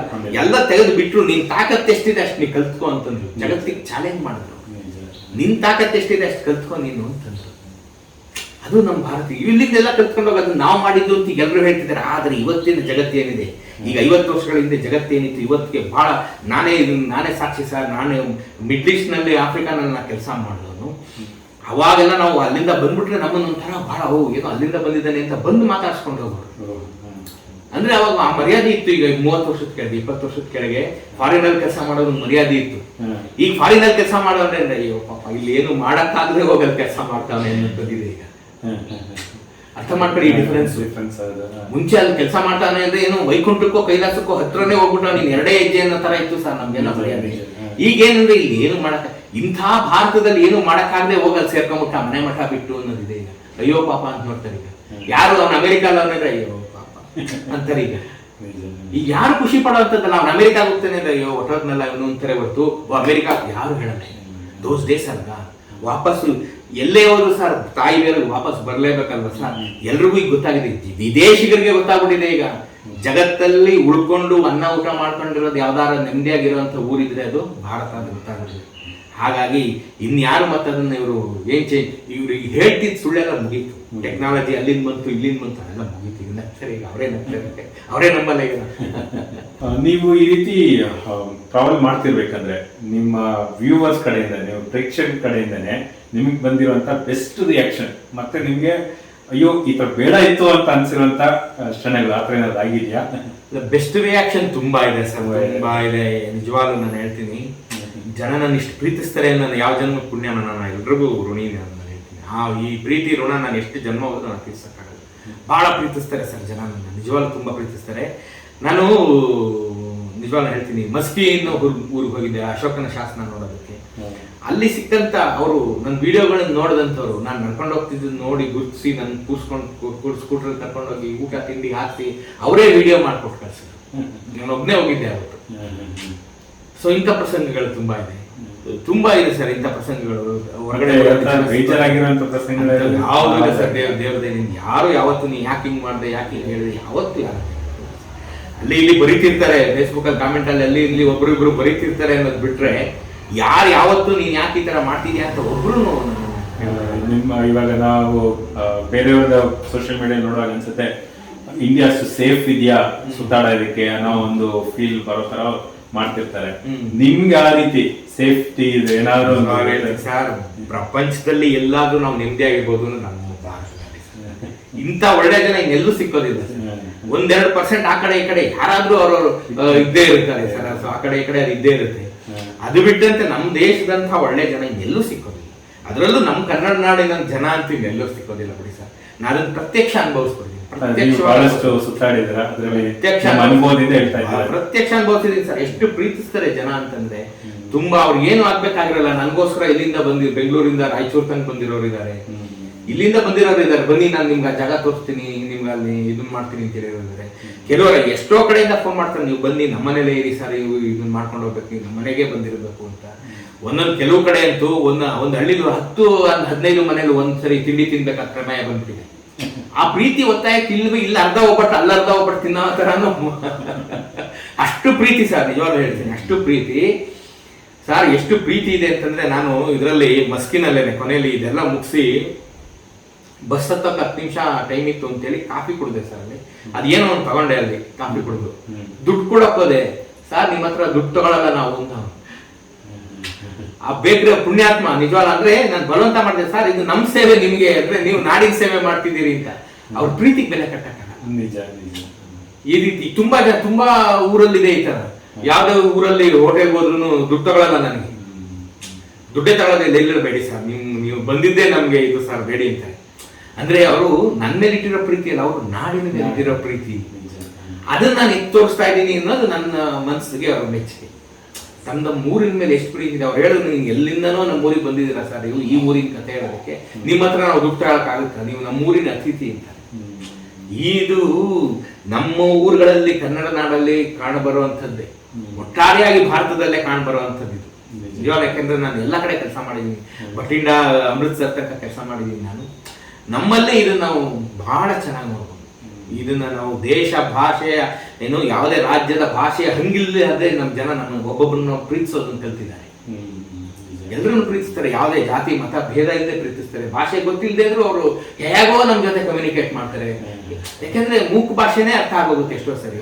ಹೇಗೋ ಕಮ್ಯುನಿಕೇಟ್ ಮಾಡಿ ನಮ್ಮನ್ನು ಪ್ರೀತಿಸ್ತಾರೆ. ಬಹಳ ಹೃದಯವಂತ ಜನ ಸರ್ ನಮ್ಮ ಜನ. ಅದರಲ್ಲಿ ಕರ್ನಾಟಕ ಮತ್ತು ಮೈಸೂರು ಇವೆರಡನ್ನು ಒಂದು ಪ್ರವಾಸಿ ಕೇಂದ್ರವಾಗಿ ಯಾವ ರೀತಿ ಬೆಳೆಸ್ಬೋದು, ಅದಕ್ಕೆ ಎಷ್ಟು ಒಂದು ತಾಕತ್ತಿದೆ ನಮ್ಮಲ್ಲಿ, ಅಂದ್ರೆ ಇಲಾಖೆಗಳೆಲ್ಲ ನಾನು ಹೇಳ್ತಾರೆ ನಮ್ಮ ನೆಲಕ್ಕೆ ಎಷ್ಟು ತಾಕತ್ತಿದೆ. ಇಂಟರ್ನ್ಯಾಷನಲ್ ಟೂರಿಸಂ ಲೊಕೇಶನ್ಸ್ ಜೊತೆ ಯಾವ ರೀತಿ ನಾವು ಕರ್ನಾಟಕ ಮೈಸೂರು ಯಾವ ರೀತಿ ನಾವು ಕಾಂಪಿಟೇಷನ್ಗೆ ಹೋಗ್ಬೋದು, ಅದ್ಭುತವಾಗಿ ಹೋಗ್ಬೋದು ಸರ್. ಕಾಂಪಿಟೇಷನ್ ಎಲ್ಲ ನಮ್ಮ ಹತ್ರಕ್ಕೂ ಬರಕ್ಕಾಗಲ್ಲ. ಯಾರು ವಿದೇಶಿಗರು ಯಾರು ನಮ್ಮಲ್ಲಿರುವಂತ ಹೆರಿಟೇಜ್ ಸೈಟ್ಸ್ ನೋಡ್ಬಿಟ್ರೆ ಅವ್ರು ಯಾರು ಹತ್ರಕ್ಕೂ ಬರಕ್ಕಾಗಲ್ಲ. ಅಂತ ಅದ್ಭುತವಾದಂತ ಜಾಗಗಳು ನಮ್ಮ ಕರ್ನಾಟಕದಲ್ಲೇ ತಗೊಳ್ಳಿ. ಇಡೀ ಭಾರತ ಸುತ್ತಬಿಟ್ರೆ ಬಡಿ ಒಂದು ಜನ್ಮನೇ ಬೇಕು ಇಡೀ ಭಾರತ ನಾವು ಸರಿಯಾಗಿ ನೋಡೋದಕ್ಕೆ. ಅಷ್ಟಿದೆ, ಒಂದು ಜನ್ಮ ಸುತ್ತಿದ್ರು ನಾವು ನೋಡಕ್ಕಾಗಲ್ಲ, ಅಷ್ಟಿದೆ. ಕರ್ನಾಟಕದಲ್ಲೇ ಅಷ್ಟಿದೆ. ಮೈಸೂರು ಕರ್ನಾಟಕದಲ್ಲಿ ಎಂತೆಂಥ ಅದ್ಭುತಗಳಿವೆ. ಮೈಸೂರು, ಹಂಪಿ, ಚಿತ್ರದುರ್ಗ, ಬೀದರ್, ಗುಲ್ಬರ್ಗ, ನೀವು ಅಶೋಕನ ಶಾಸನಗಳಿರುವಂತ ಸನ್ನತಿಯನ್ನು ನೋಡಿದ್ರೆ ಆ ಜಾಗದಿಂದ ಈಚೆ ಬರೋದಕ್ಕೆ ನಮ್ಮ ಮನಸ್ಸು ಬರೋದಿಲ್ಲ. ಆ ಸ್ತೂಪ ಇತ್ತು, ಅದು ಕೆಳಗೆ ಬಿದ್ದು ಅಶೋಕನ ಹೇಗಿದ್ದ ಅಶೋಕ ಅನ್ನೋದನ್ನ ತೋರಿಸುವಂತ ಏಕೈಕ ಶಿಲ್ಪ ಪ್ರಪಂಚದ್ದು ನಮ್ಮ ಸನ್ನತಿ ಒಳಗಿದೆ ಸರ್. ಇದನ್ನ ನಾವು ತಿಳ್ಕೊಳ್ದೇನೆ ಎಲ್ಲೆಲ್ಲ ಓಡಾಡ್ತೀವಿ ನಾವು. ಜಗತ್ತನ್ನ ಅವತ್ತಿನ ಭೂಮಂಡಲವನ್ನೇ ಆಳದಂತ ಅಂತವನು ಅಶೋಕ ಅಂತ ನಾವೆಲ್ಲ ಹೊಗಳ್ಕೊಳ್ತೀವಿ. ಭಾರತವನ್ನೆಲ್ಲ ಆಳ್ದ, ಭರತಖಂಡವನ್ನೆಲ್ಲ ಆಳ್ದಂತ ಚಕ್ರವರ್ತಿ ಅಶೋಕ. ಅವನು ಹೇಗಿದ್ದ ಅನ್ನೋಂಥ ಒಂದು ಶಿಲ್ಪ ನಾವು ಸನ್ನತಿ ಗ್ರಾಮದಲ್ಲಿ ಇದೆ ಅನ್ಬೇಕಾದ್ರೆ ನಾವು ಎಷ್ಟು ಹೆಮ್ಮೆ ಆಗುತ್ತೆ. ಅದನ್ನ ನಾವು ಜಗತ್ತಿಗೆ ತೋರಿಸ್ಬೇಕು. ಅದನ್ನ ತೋರಿಸ್ಬಿಟ್ಟು ಈ ತರ ಇದೆ ಅಂತ ನಾವು ತೋರಿಸಿದ್ರೆ ಎಲ್ಲೆಲ್ಲಿಂದ ಜನ ಬರ್ತಾರೆ, ಎಲ್ಲೆಲ್ಲಿಂದ ಜನ ಬರ್ತಾರೆ, ಅದನ್ನ ನೋಡ್ತಾರೆ. ಎಷ್ಟು ಹೊಟ್ಟೆ ಕಿಚ್ಚು ಪಡ್ಬೋದು ಅವ್ರು ನಮ್ಮ ಮೇಲೆ, ಎಲ್ಲ ಇವರೇ ಇಟ್ಕೊಂಡಿದ್ದಾರೆ ಅಂತ. ನಾವೇನಿಲ್ಲ ಸರ್, ನಾವು ಎಲ್ಲಿ ಸೋತಿದೀವಿ ಅಂದ್ರೆ ನಮ್ಮನ್ನ ನಾವು ಪ್ರೊಜೆಕ್ಟ್ ಮಾಡ್ಕೊಳ್ಳೋದ್ರಲ್ಲಿ ಸೋತಿದೀವಿ, ಮತ್ತೆ ನಮ್ಮ ಮೇಲೆ ನಾವು ಅಭಿಮಾನ ಬೆಳೆಸ್ಕೊಳ್ಳೋದ್ರಲ್ಲಿ ಸೋತಿದೀವಿ. ನಮ್ಗೆ ಬೇಕಿಲ್ಲ ಹಿತ್ತಿನ ಗಿಡ, ನಮಗ್ ಮದ್ದಲ್ಲ. ಈಗ ಕರೋನಾ ಬಂದ್ಮೇಲೆ ಎಲ್ಲ ಕಷಾಯ ಬಂದ್ಬಿಟ್ಟಿದೆ. ಮನೆ ಟೇಬಲ್ ಮೇಲೆ ಈಗ ಕಷಾಯ ಇರುತ್ತೆ, ಕಷಾಯದ ಪುಡಿ ಎಲ್ಲರ ಮನೇಲಿ ನೀವು ನೋಡ್ಬೋದು. ಮುಂದೆ ಎಲ್ಲ ನೀವು ಈಗ 3 ವರ್ಷದ ಕೆಳ ಕಷಾಯ ಕುಡಿತೀರಾ ನೀವು ಅಂದ್ರೆ ಅಯ್ಯೋ ಪಾಪ ಏನ್ ಗೊತ್ತೋ ಏನೋ ಅಂತಿದ್ರು ಅಲ್ವಾ ತಾನೆ. ಈಗ ಕಷಾಯ ಕುಡಿತಾನೆ ಅಂದ್ರೆ ಇಟ್ಸ್ ವೆರಿ ಹೆಲ್ತ್ ಫ್ರೀಕ್ ಅಪ್ಪ ಈಗ ಅವನು. ಕಾಲ ಬದಲಾಗೋಗಿದೆ. ಈಗ ಹಿತ್ತಲ ಗಿಡ ಮದ್ದು ಅಂತ ಜನಕ್ಕೆ ಗೊತ್ತಾಗ್ತಾ ಇದೆ. ಅದೇ ರೀತಿ ಇತಿಹಾಸದಲ್ಲಿ ಆಗ್ಬೇಕು ಅಂತ ನನ್ನ ಆಸೆ. ನಮ್ಮ ಹೆರಿಟೇಜ್ ಸೈಟು, ನಮ್ಮ ಭೂಮಿ, ನಮ್ಮ ನೆಲ, ಪ್ರಪಂಚದ ಅತ್ಯುತ್ಕೃಷ್ಟವಾದಂಥ ಭೂಮಿ, ಅತ್ಯುತ್ಕೃಷ್ಟ ಬದುಕನ್ನ ಬದುಕಿದಂಥವ್ರು ನಾವು. ಇವತ್ತು ಅತ್ಯಂತ ನೆಮ್ಮದಿಯಾಗಿ ಬದುಕ್ತಿರೋಂಥವ್ರು ನಾವು. ಎಲ್ಲಿಲ್ಲ ಬೆಲೆ ಏರಿಕೆ, ಎಲ್ಲಿಲ್ಲ ಕೊಲೆ ಸುಲಿಗೆ, ಎಲ್ಲಿಲ್ಲ ಶಾಂತಿ, ಎಲ್ಲ ಕಡೆ ಇದೆ. ಆದ್ರೆ ಒಂದು ನೆಮ್ಮದಿ ಮತ್ತು ಒಂದು ಶಾಂತಿ, ಒಂದು ಬದುಕುವಂತ ವಾತಾವರಣ ಕಲ್ಪಿಸ್ಕೊಳ್ಳುವಂಥ ದೇಶ ಯಾವ್ದಾದ್ರು ಏನು ಪ್ರಪಂಚದೊಳಗಿದ್ರೆ ಅದು ನಮ್ಮ ಭಾರತ ಸರ್. ನೀವ್ ಏನು ಇಲ್ಲದೆ ಬದುಕ್ಬೋದು ನಮ್ಮ ಊರಲ್ಲಿ, ₹1 ಇಲ್ಲದೆ ಬದುಕ್ಬೋದು. ಬದುಕಿಸ್ಬಿಡ್ತಾರೆ ಜನ, ನಿಮ್ಮನ್ನ ಬದುಕಿಸ್ಬಿಡ್ತಾರೆ. ಎಲ್ಲೂ ನಿಮ್ಮನ್ನ ಸಾಯೋಕ್ ಬಿಡೋದಿಲ್ಲ, ಅವನು ಹಾಳಾಗೋಕ್ ಬಿಡೋದಿಲ್ಲ. ಯಾಕೋ ಅವ್ನು ಹೋಗ್ತಾ ಇದ್ದಂಗೆ ನಡ್ಕೊಂಡ್ರು ಅವ್ನ ಕೈ ಹಿಡಿದಿರ್ತಿ ಅನ್ನೋಂಥವ್ರು ಇದ್ದಾರೆ. ಹಾಗಾಗಿ ಇಲ್ಲಿ ನಾವೆಲ್ಲ ಬದುಕಿದೀವಿ. ಹಾಗಾಗಿ ಎಂಥ ರಿಸೆಷನ್ ಬಂತು 2008ರಲ್ಲಿ, ಎಂಥ ರಿಸೆಷನ್ ಬಂತು. ಜಗತ್ತೇ ಮುಳುಗೋದ್ರು ನಮ್ಮ ಭಾರತದವ್ರು ಹಾಗೆ ಬೈಟು ಕಾಫಿ ಕುಡ್ಕೊಂಡು ಆರಾಮಾಗಿದ್ದು, ಸರಳತೆಯನ್ನು ಮೈಗೂಡಿಸ್ಕೊಂಡವ್ರು ನಾವು. ಹಾಗಾಗಿ ನಾವು ನಮ್ದೆಲ್ಲವನ್ನ ತೆಗೆದು ಪ್ರಪಂಚದ ಮುಂದೆ ಇಟ್ಬಿಟ್ಟು ನಾವು ಬಹಳ ಸರಳವಾಗಿ ಕೂತಿದ್ವಿ. ಎಷ್ಟೆಲ್ಲ ಸಾಧಿಸಿದೀವಿ ನಾವು, ಬಹಳ ಸರಳವಾಗಿ ಕೂತಿದೀವಿ. ಹಾಗಾಗಿ ನಮ್ಮನ್ನು ಯಾರು ಸೋಲಿಸಲಾರರು, ನಮ್ಮ ಸಮಕ್ಕೂ ಸಹ ಬರಲಾರರು. ಹಾಗಾಗಿ ನಮ್ಗೆ ಏನ್ ಮಾಡ್ಬೇಕಪ್ಪ ಈಗ ಇದನ್ನ ಅಂತಂದ್ರೆ, ಇವತ್ತಿನ ಕಾಂಪಿಟೇಟಿವ್ ವರ್ಲ್ಡ್ ಅಲ್ಲಿ ಏನ್ ಮಾಡ್ಬೇಕು ನಾವು, ಇದನ್ನ ಸರಿಯಾಗಿ ಎತ್ತಿ ಪ್ರೊಜೆಕ್ಟ್ ಮಾಡ್ಬೇಕು. ಸರಿಯಾದ ಪ್ರಚಾರ ಸಿಗ್ಬೇಕು. ಅವಕ್ಕೆ ಅಶೋಕನ ಶಿಲ್ಪ ಇಲ್ಲೇ ಇದೆ ಅನ್ನೋದಕ್ಕೆ ಸರಿಯಾದ ಪ್ರಚಾರ ಸಿಗ್ಬೇಕು. ಅದು ಸಿಕ್ಕಿದ್ರೆ ಜನ ಬರ್ತಾರೆ, ಸಿಕ್ಕದಲ್ಲೇ ಅದು ಹೋಗ್ತಾ ಇದೆ. ಇನ್ಯಾರೋ ಏನೋ ಇನ್ನೊಂದಿಷ್ಟು ಉದ್ದ ಕಲ್ ತೋರಿಸ್ಬಿಟ್ಟು ಇದು ನೋಡಿ ಇದು ಏನೋ ಇತ್ತು ಅಂತ ಒಂದು ಕತೆ ಕಟ್ಬಿಡ್ತಾನೆ ಜನ, ಅಲ್ಲೋ ನೋಡ್ತಾರೆ. ಅದಾಗಬಾರ್ದು. ನಿಮ್ಮ ವಿಡಿಯೋ ನಾನು ಮೊದಲು ನೋಡಿದಾಗ ಅದು ಮೈಸೂರಿನ ಕಥೆಗಳಿತ್ತು, ಜಾಸ್ತಿ ಮೈಸೂರು ಬಗ್ಗೆ ಮತ್ತು ಬೆಂಗಳೂರು ಬಗ್ಗೆ ಹೇಳ್ತಾ ಇದ್ರಿ. ನಂತರ ಅದು ಕರ್ನಾಟಕದ ಕಥೆ ಆಗಿದೆ, ಮುಂದೆ ಭಾರತದ ಕಥೆ ಆಗ್ಬೋದಾ? ಮತ್ತೆ ಏನಕ್ಕೆ ಮೈಸೂರಿನ ಕಥೆಗಳಂತ ಇಟ್ರಿ, ಏನಕ್ಕೆ ಅದು ಕರ್ನಾಟಕದ ಅಥವಾ ಭಾರತದ ಕಥೆಗಳಂತ ಹೆಸರಿಟ್ಟಿಲ್ಲ? ಯಾಕೆಂದ್ರೆ 2 ಕಾರಣ ಸರ್. ನಾನು ಮೈಸೂರಲ್ಲಿ ಹುಟ್ಟಿದವನು ಅನ್ನೋ ಒಂದು ತವರ ಮೇಲೆ ಆಸೆ ನನಗೆ. ಮೈಸೂರು ಅಂದ್ರೆ ಮೈಸೂರು ಸಂಸ್ಥಾನದ ಕಥೆಗಳು. ಮೈಸೂರಿನ ಅಂದ್ರೆ ಮೈಸೂರು ಸಂಸ್ಥಾನ. ಮುಕ್ಕಾಲು ಕರ್ನಾಟಕ ಮೈಸೂರು ಸಂಸ್ಥಾನ ಆಗಿತ್ತು ಒಂದು ಕಾಲದಲ್ಲಿ. ಹಾಗಾಗಿ ಮೈಸೂರಿನ ಕಥೆಗಳು ಅಂತ ಇಟ್ಟೆ. ಸೊ ಎಲ್ಲನೂ ಮೈಸೂರಿಗೆ ಸೇರ್ಕೊಳತ್ತೇವಲ್ಲ ಅನ್ನೋವಂಥದ್ದು. ಮೈಸೂರು ಇನ್ನೊಂದು 3ನೇ ಕಾರಣ ಏನಪ್ಪಾ ಅಂದ್ರೆ ಮಾದರಿ. ಇಡೀ ಭಾರತದ 555 ಸಂಸ್ಥಾನಗಳಿಗೆ ಮಾದರಿಯಾಗಿದ್ದಂಥದ್ದು ಮೈಸೂರು ಸಂಸ್ಥಾನ. ಬ್ರಿಟಿಷರು ಇದನ್ನ ಮಾದರಿ ಮೈಸೂರು ಸಂಸ್ಥಾನ ಅಂತ ಕರೀತಾರೆ. ರೋಲ್ ಮಾಡಲು ಹೇಗೆ ಬದುಕಬೇಕು, ಹೇಗೆ ಆಡಳಿತ ಮಾಡಬೇಕು, ಹೇಗೆ ಜನ ನೋಡ್ಕೋಬೇಕು ಅಂತ ನಮ್ಮ ಮಹಾರಾಜರು ರೋಲ್ ಮಾಡಲ್ ಮಾಡಿಬಿಟ್ಟು ಮಾದರಿಯಾಗಿ ಎಲ್ಲ ಬದುಕು ತೋರಿಸು ಆಡಳಿತ ಮಾಡ್ಬೋದು. ಹಾಗಾಗಿ ಮೈಸೂರು ಸಂಸ್ಥಾನ, ಮೈಸೂರಿನ ಕಥೆಗಳು ಅನ್ನೋದು ಅತ್ಯಂತ ಸೂಕ್ತ. ಇದನ್ನೇ ಎಲ್ಲ ಫಾಲೋ ಮಾಡ್ರಿ ನೀವು. ಮೈಸೂರಿನ ಆಡಳಿತವನ್ನ ಫಾಲೋ ಮಾಡಿ, ಇನ್ನೇನು ಬೇಕಾಗಿಲ್ಲ, ಎಲ್ಲ ನೀವು ಉದ್ಧಾರ ಆಗ್ಬಿಡ್ತೀವಿ. ಮೈಸೂರಲ್ಲಿ ಮಹಾರಾಜರು ಏನ್ ಮಾಡಿದ್ರು, ಹೇಗೆಲ್ಲ ಪ್ರಜೆಗಳನ್ನ ನೋಡ್ಕೊಂಡ್ರು ಅನ್ನೋಂಥದ್ದು ಈಗಿನ ಆಡಳಿತಗಾರರು ಕಲ್ತು ಬಿಟ್ರೆ ಸರ್ ಏನು ಬೇಕಾಗಿಲ್ಲ ನಮ್ಗೆ. ನಮ್ಮಲ್ಲಿ ಇರೋಂಥ ಸರ್ಕಾರದಲ್ಲಿ ಏನ್ ದುಡ್ಡು ಬರುತ್ತಲ್ಲ, ಏನ್ ದುಡ್ಡಿದೆ ಅವ್ರಿಗೆ, ಏನು ನಾವೆಲ್ಲ ಸೇರಿ ಟ್ಯಾಕ್ಸ್ ಕಟ್ತೀವಲ್ಲ, ಅದನ್ನ ಮೈಸೂರು ಮಹಾರಾಜರು ಹೇಗೆ ಉಪಯೋಗಿಸ್ತಾ ಇದ್ರು ಹಾಗೆ ಉಪಯೋಗಿಸ್ಬಿಟ್ರೆ ಇನ್ನು 5 ವರ್ಷಕ್ಕೆ ಏನು ಮಾಡೋ ಕೆಲಸನೇ ಇರಲ್ಲ ಸರ್. ಅಭಿವೃದ್ಧಿ ಕೆಲಸ ಎಲ್ಲ ಮುಗಿದೋಗಿರ್ತಾ ಇದ್ರು, ಕೈ ಕೊಟ್ಕೊಂಡು ಕೂತ್ಕೊಂಡು ಆ ರೀತಿ ಆಗುತ್ತೆ. ಹಾಗಾಗಿ ಮೈಸೂರಿನ ಕಥೆಗಳು. ಸೊ ಮುಂದೆ ಅದು ಭಾರತದ ಕಥೆಗಳು ಹೇಳ್ತಿರೋದ್ರೆ ಖಂಡಿತ ಭಾಳ ನಾನು ತುಂಬಾ ಇದನ್ನೆಲ್ಲ ತುಂಬಾ ಊರ್ತೀವ ಆಸೆ ಅಂತ ತುಂಬಾ ಇದೆ. ಯಾಕೆಂದ್ರೆ ಈ ಅಶೋಕನ ಶಿಲಾಶಾಸನಗಳು ಮತ್ತೆ ಕಂಬಶಾಸನಗಳು ಎಲ್ಲ ಇದೆಯಲ್ಲ, ಅದನ್ನ ಮೊಹಮ್ಮದ್ ಬಿನ್ ತುಘಲಕ್ ಇದನ್ನ ಏನೋ ಇದು ಗರುಡಗಂಬ ಅಂತ ಹೇಳ್ತಾನೆ ಅರಮನೆ ಮೇಲೆ ನಿಲ್ಸ್ಕೊಂಡಿದ್ದ ಅಂತ ಒಂದು ಅದ್ಭುತವಾದ ಕಥೆ ಇದೆ. ಇವತ್ತಿಗೂ ಇದೆ ಅದು ಅವನ ಅರಮನೆ ಮೇಲೆ. ಅದೊಂದು ಶಾಸನ ಅಂತ ಅವನಿಗೆ ಗೊತ್ತಿರ್ಲಿಲ್ಲ. ಆಮೇಲೆ ಜೇಮ್ಸ್ ಫಿಲಿಪ್ ಅನ್ನೋನು ಇಂಗ್ಲೆಂಡಿನಿಂದ ಬಂದು ಅದನ್ನ ಡಿಕೋಡ್ ಮೇಲೆ ಅದು ಅಶೋಕನ ಶಾಸನ ಅಂತ ಗೊತ್ತಾಯ್ತು. ಸೊ ಈ ತರದೆಲ್ಲ ತುಂಬಾ ರೋಮಾಂಚಕವಾದಂತ ಕಥೆಗಳಿದೆ. ಅದನ್ನು ಜನಕ್ಕೆ ನಾನು ತೋರಿಸ್ಬೇಕು ಅನ್ನೋಂಥ ಆಸೆ ನನ್ನಲ್ಲಿದೆ. ಹಾಗಾಗಿ ನಿಜವಾಗ್ಲೂ ಭಗವಂತ ಶಕ್ತಿ ಕೊಟ್ಟು ಎಲ್ಲ ಕಡೆ ಓಡಾಡ್ತೀನಿ ಸರ್, ಎಷ್ಟು ಸಾಧ್ಯ ಅಷ್ಟು ತಿಳಿಸ್ತಿದ್ದೇನೆ. ಸೊ ಇದು ಇಷ್ಟೆಲ್ಲ ಓಡಾಡೋದಕ್ಕೆಲ್ಲ ನೀವು ಹೆಂಗೆ ಫೈನಾನ್ಷಿಯಲ್ ಹೆಂಗ್ ಮ್ಯಾನೇಜ್ ಮಾಡ್ತೀರಾ? ಎಲ್ಲ ನನ್ನ ಕೈಯಿಂದ ದುಡ್ಡು ಹಾಕಿ ಎಲ್ಲ ನನ್ನ ಕೈಯಿಂದ ಹಾಕೋತೀನಿ. ತುಂಬಾ ಜನ ಸಹಾಯ ಮಾಡ್ತೀನಿ ಅಂತ ಹೇಳಿದ್ದಾರೆ. ನಾನು ತುಂಬಾ ಅದೇನಂದ್ರೆ ತುಂಬಾ ಜನ ನಿಮ್ಗೆ ನಾವು ಇದನ್ನ ಕೊಡ್ತೀವಿ ಸರ್, ಅದನ್ನ ಮಾಡ್ತೀವಿ ಸರ್, ಇದನ್ನ ತಗೊಳ್ಳಿ ಸರ್ ಅಂತ. ನಾನು ಎಲ್ಲರಿಗೂ ಹೇಳ್ತೀನಿ ಸಾಧ್ಯವಾದಷ್ಟು ಒಂದು ಬೇಟಿ ಕಾಫಿ ನಾವು ಕುಡಿಯೋಣ ಬನ್ನಿ ಅಂತ. ಒಂದು ಅಂದ್ರೆ ನನ್ನ ಶಕ್ತಿ ಭಗವಂತ ಒಂದು ಶಕ್ತಿ ಕೊಟ್ಟಿದ್ದಾನೆ. ಆಮೇಲೆ ಇದಕ್ಕೆ ಜಾಸ್ತಿ ನಾನು ಖರ್ಚು ಮಾಡೋದಿಲ್ಲ, ಸುಳ್ಳು ಹೇಳೋ ಅವಶ್ಯಕತೆ ನನಗಿಲ್ಲ. ಹೆಂಗೂ ಮೊಬೈಲ್ ಇಟ್ಕೊಂಡಿದ್ದೀನಿ, ಅದ್ರಲ್ಲಿ ಶೂಟ್ ಮಾಡಿ ಅಪ್ಲೋಡ್ ಮಾಡೋದಕ್ಕೆ ಏನ್ ಖರ್ಚಾಗಲ್ಲ. ಓಡಾಡ ಅನ್ನೋದೊಂದು ಖರ್ಚಿರುತ್ತೆ, ಬಸ್ಗಳಿದೆ, ಟ್ರೈನ್ಗಳಿದೆ. ಹಂಗಾಗಿ ಈಗ ನಾವು ದೇವ್ರು ನೋಡ್ಬೇಕು ಅಂತ ಧರ್ಮಸ್ಥಳಕ್ಕೆ ಹೋದ್ರೆ ಖರ್ಚಾಗತ್ತೆ. ಹಾಗೆ ಈಗ ಇನ್ನೊಂದ್ ಕಡೆಗೋ ಬೀದರ್ಗೋ ಗುಲ್ಬರ್ಗಕ್ಕೋ ರಾಯಚೂರ್ಗೋ ಚಿತ್ರದುರ್ಗಕ್ಕೋ ಹೋದ್ರೆ ಖರ್ಚಾಗುತ್ತೆ. ಸೊ ಅದನ್ನ ನಾವು ಖರ್ಚು ಅನ್ಕೊಳಕ್ಕಾಗಲ್ಲ. ಹಾಗಾಗಿ ಇದೆಲ್ಲ ಆಮೇಲೆ ಪ್ಯಾಷನ್ ಮಾಡೋ ಅನ್ನೋ ಒಂದು ಹವ್ಯಾಸ ಅನ್ನೋಂಥದ್ದು ಒಂದು ಆ ಒಂದು ಉತ್ಸಾಹ ಇದೆಯಲ್ಲ ಸರ್, ಅದು ಇದನ್ನೆಲ್ಲ ನೋಡಲ್ಲ. ನನ್ನನ್ನು ಯಾಕೊಂಡು ಹೋಗ್ತಾ ಇರುತ್ತೆ, ನಾನು ಹೋಗ್ತಾ ಇರ್ತೀನಿ. ಸೊ ಮನೆಯಲ್ಲೆಲ್ಲ ಹೇಗೆ ಇದಕ್ಕೆ? ತುಂಬಾ ಸರ್, ಅವಳು ನೆನೆಲೇಬೇಕು. ನಾನು ಕೊನೆಯಲ್ಲಿ ಮೊದಲೇ ಹೇಳ್ಬೇಕಾಯ್ತು, ಆದ್ರೂ ಇಂಥ ಹುಚ್ಚನ್ನ ಅವಳು ಇಷ್ಟು ವರ್ಷ ಸಹಿಸ್ಕೊಂಡಿರೋದು ನನ್ನ ಧರ್ಮಪತ್ನಿ. ಅವಳು ಬಹಳ ಸಪೋರ್ಟ್ ಮಾಡ್ತಾಳೆ ಸರ್ ಇದಕ್ಕೆ. ಯಾಕೆಂದ್ರೆ ನಾನು ಮನೇಲೇ ಇರೋದಿಲ್ಲ, ಸುತ್ತಾಡ್ತಾ ಇರ್ತೀನಿ. ಹೌದು, ಏನಾಗುತ್ತೆ ಎರಡು ನಾನು ಹೇಳಿದೆ ನಿಮ್ಗೆ ಇದನ್ನ ಹೇಳೋದ್. ಮತ್ತೆ ಕೆಲವು ಏನೋ ಪುಸ್ತಕದಲ್ಲಿ ಓದ್ತಾ ಇರ್ತೀನಿ, ಓದ್ಬಿಡ್ತೀನಿ, ಇಲ್ಲಿ ಇಂಥ ಕಡೆ ಇದೆ ಅಂತ ಹೇಳ್ತೇನೆ. ಅದು ಹುಡುಕ್ತಾ ಇರ್ತೀನಿ, ಸಿಕ್ಕಲ್ಲ. ಅದು ಬರೆದಷ್ಟು ಬುಕ್ ಇರೋದೇ ಇಲ್ಲ. ಅದು ಇಲ್ಲ ಎತ್ತಾಕ್ಬಿಟ್ಟಿರ್ತಾರೆ, ಇಲ್ಲ ಅದು ಸುತ್ತ ಏನೋ ಕಟ್ಬಿಟ್ಟಿರ್ತಾರೆ, ಅದು ಎಲ್ಲೋ ಬಿದ್ದೇ ಹೋಗಿರುತ್ತೆ, ಅದು ಇರೋದೇ ಇಲ್ಲ. ಹುಡುಕಿ ಹುಡುಕ್ಬೇಕು ಒಂದ್ ಕಡೆ. ಇನ್ನೊಂದ್ ಕಡೆ ಅಲ್ಲಿ ಏನೋ ಒಂದು ಸಿಕ್ಕತ್ತೆ, ಒಂದು ಪೋಲ್ ಸಿಕ್ಬಿಡುತ್ತೆ. ನನ್ಗೆ ಗೊತ್ತಿ ಪೋಲ್ ಒಂದು 200 ವರ್ಷ ಹಳೆದು, ಅದೇನು ಅಂತ ಬಂದು ಪುಸ್ತಕ ಓದ್ತಾ ಇರ್ತೀನಿ. ಇದರವೇ ಇಲ್ಲ ಅದು ಸಿಕ್ಕತ್ತೆ, ಇಲ್ಲ ಪುಸ್ತಕದಲ್ಲಿ ಇರುತ್ತೆ, ಇಲ್ಲಿರೋದು ಅಲ್ಲಿ ಸಿಕ್ಕಿರಲ್ಲ, ಅಲ್ಲಿರೋದು ಇಲ್ಲಿ ಸಿಕ್ಕಿರಲ್ಲ. ಸುತ್ತಾ ಇರ್ತೀನಿ. ಕೊನೆಗೆ ಯಾರೋ ಹೇಳ್ತಾರೆ ಏನೋ ಆಗುತ್ತೆ, ಯಾರನ್ನೋ ಕೇಳ್ತೀನಿ, ಏನಿದು ಅಂತ. ಕೊನೆಗೆ ಯಾರೋ ಪುಣ್ಯಾತ್ಮರು ಹೇಳ್ತಾರೆ, ಇದು ಹಿಂಗೆ ಕಣ, ಇದು ನೋಡೋ ಅಂತ. ಅವಾಗ ನೋಡಿ ಓಹೋ ಇದು ಅಂತೇಳಿ ಆಮೇಲೆ ವಿಡಿಯೋ ಮಾಡ್ತೀನಿ. ಇದಕ್ಕೆಲ್ಲ ಇವಳು ಸಪೋರ್ಟ್ ಮಾಡಿದೆ ಸರ್. ಪಾಪ ಮನೇಲಿ ಇಲ್ಲೇ ಇರೋವಾಗಲೂ ಪಾಪ ಅವಳು ಎಲ್ಲ ಸಪೋರ್ಟ್ ಮಾಡಿ, ಅವಳು ಚಿರಋಣಿ ನಾನು ಅವಳಿಗೆ. ಅವಳ ಸಪೋರ್ಟಿಂದ ಇಷ್ಟ ಆಯ್ತು ಅಂತ ಅನ್ಬೋದ.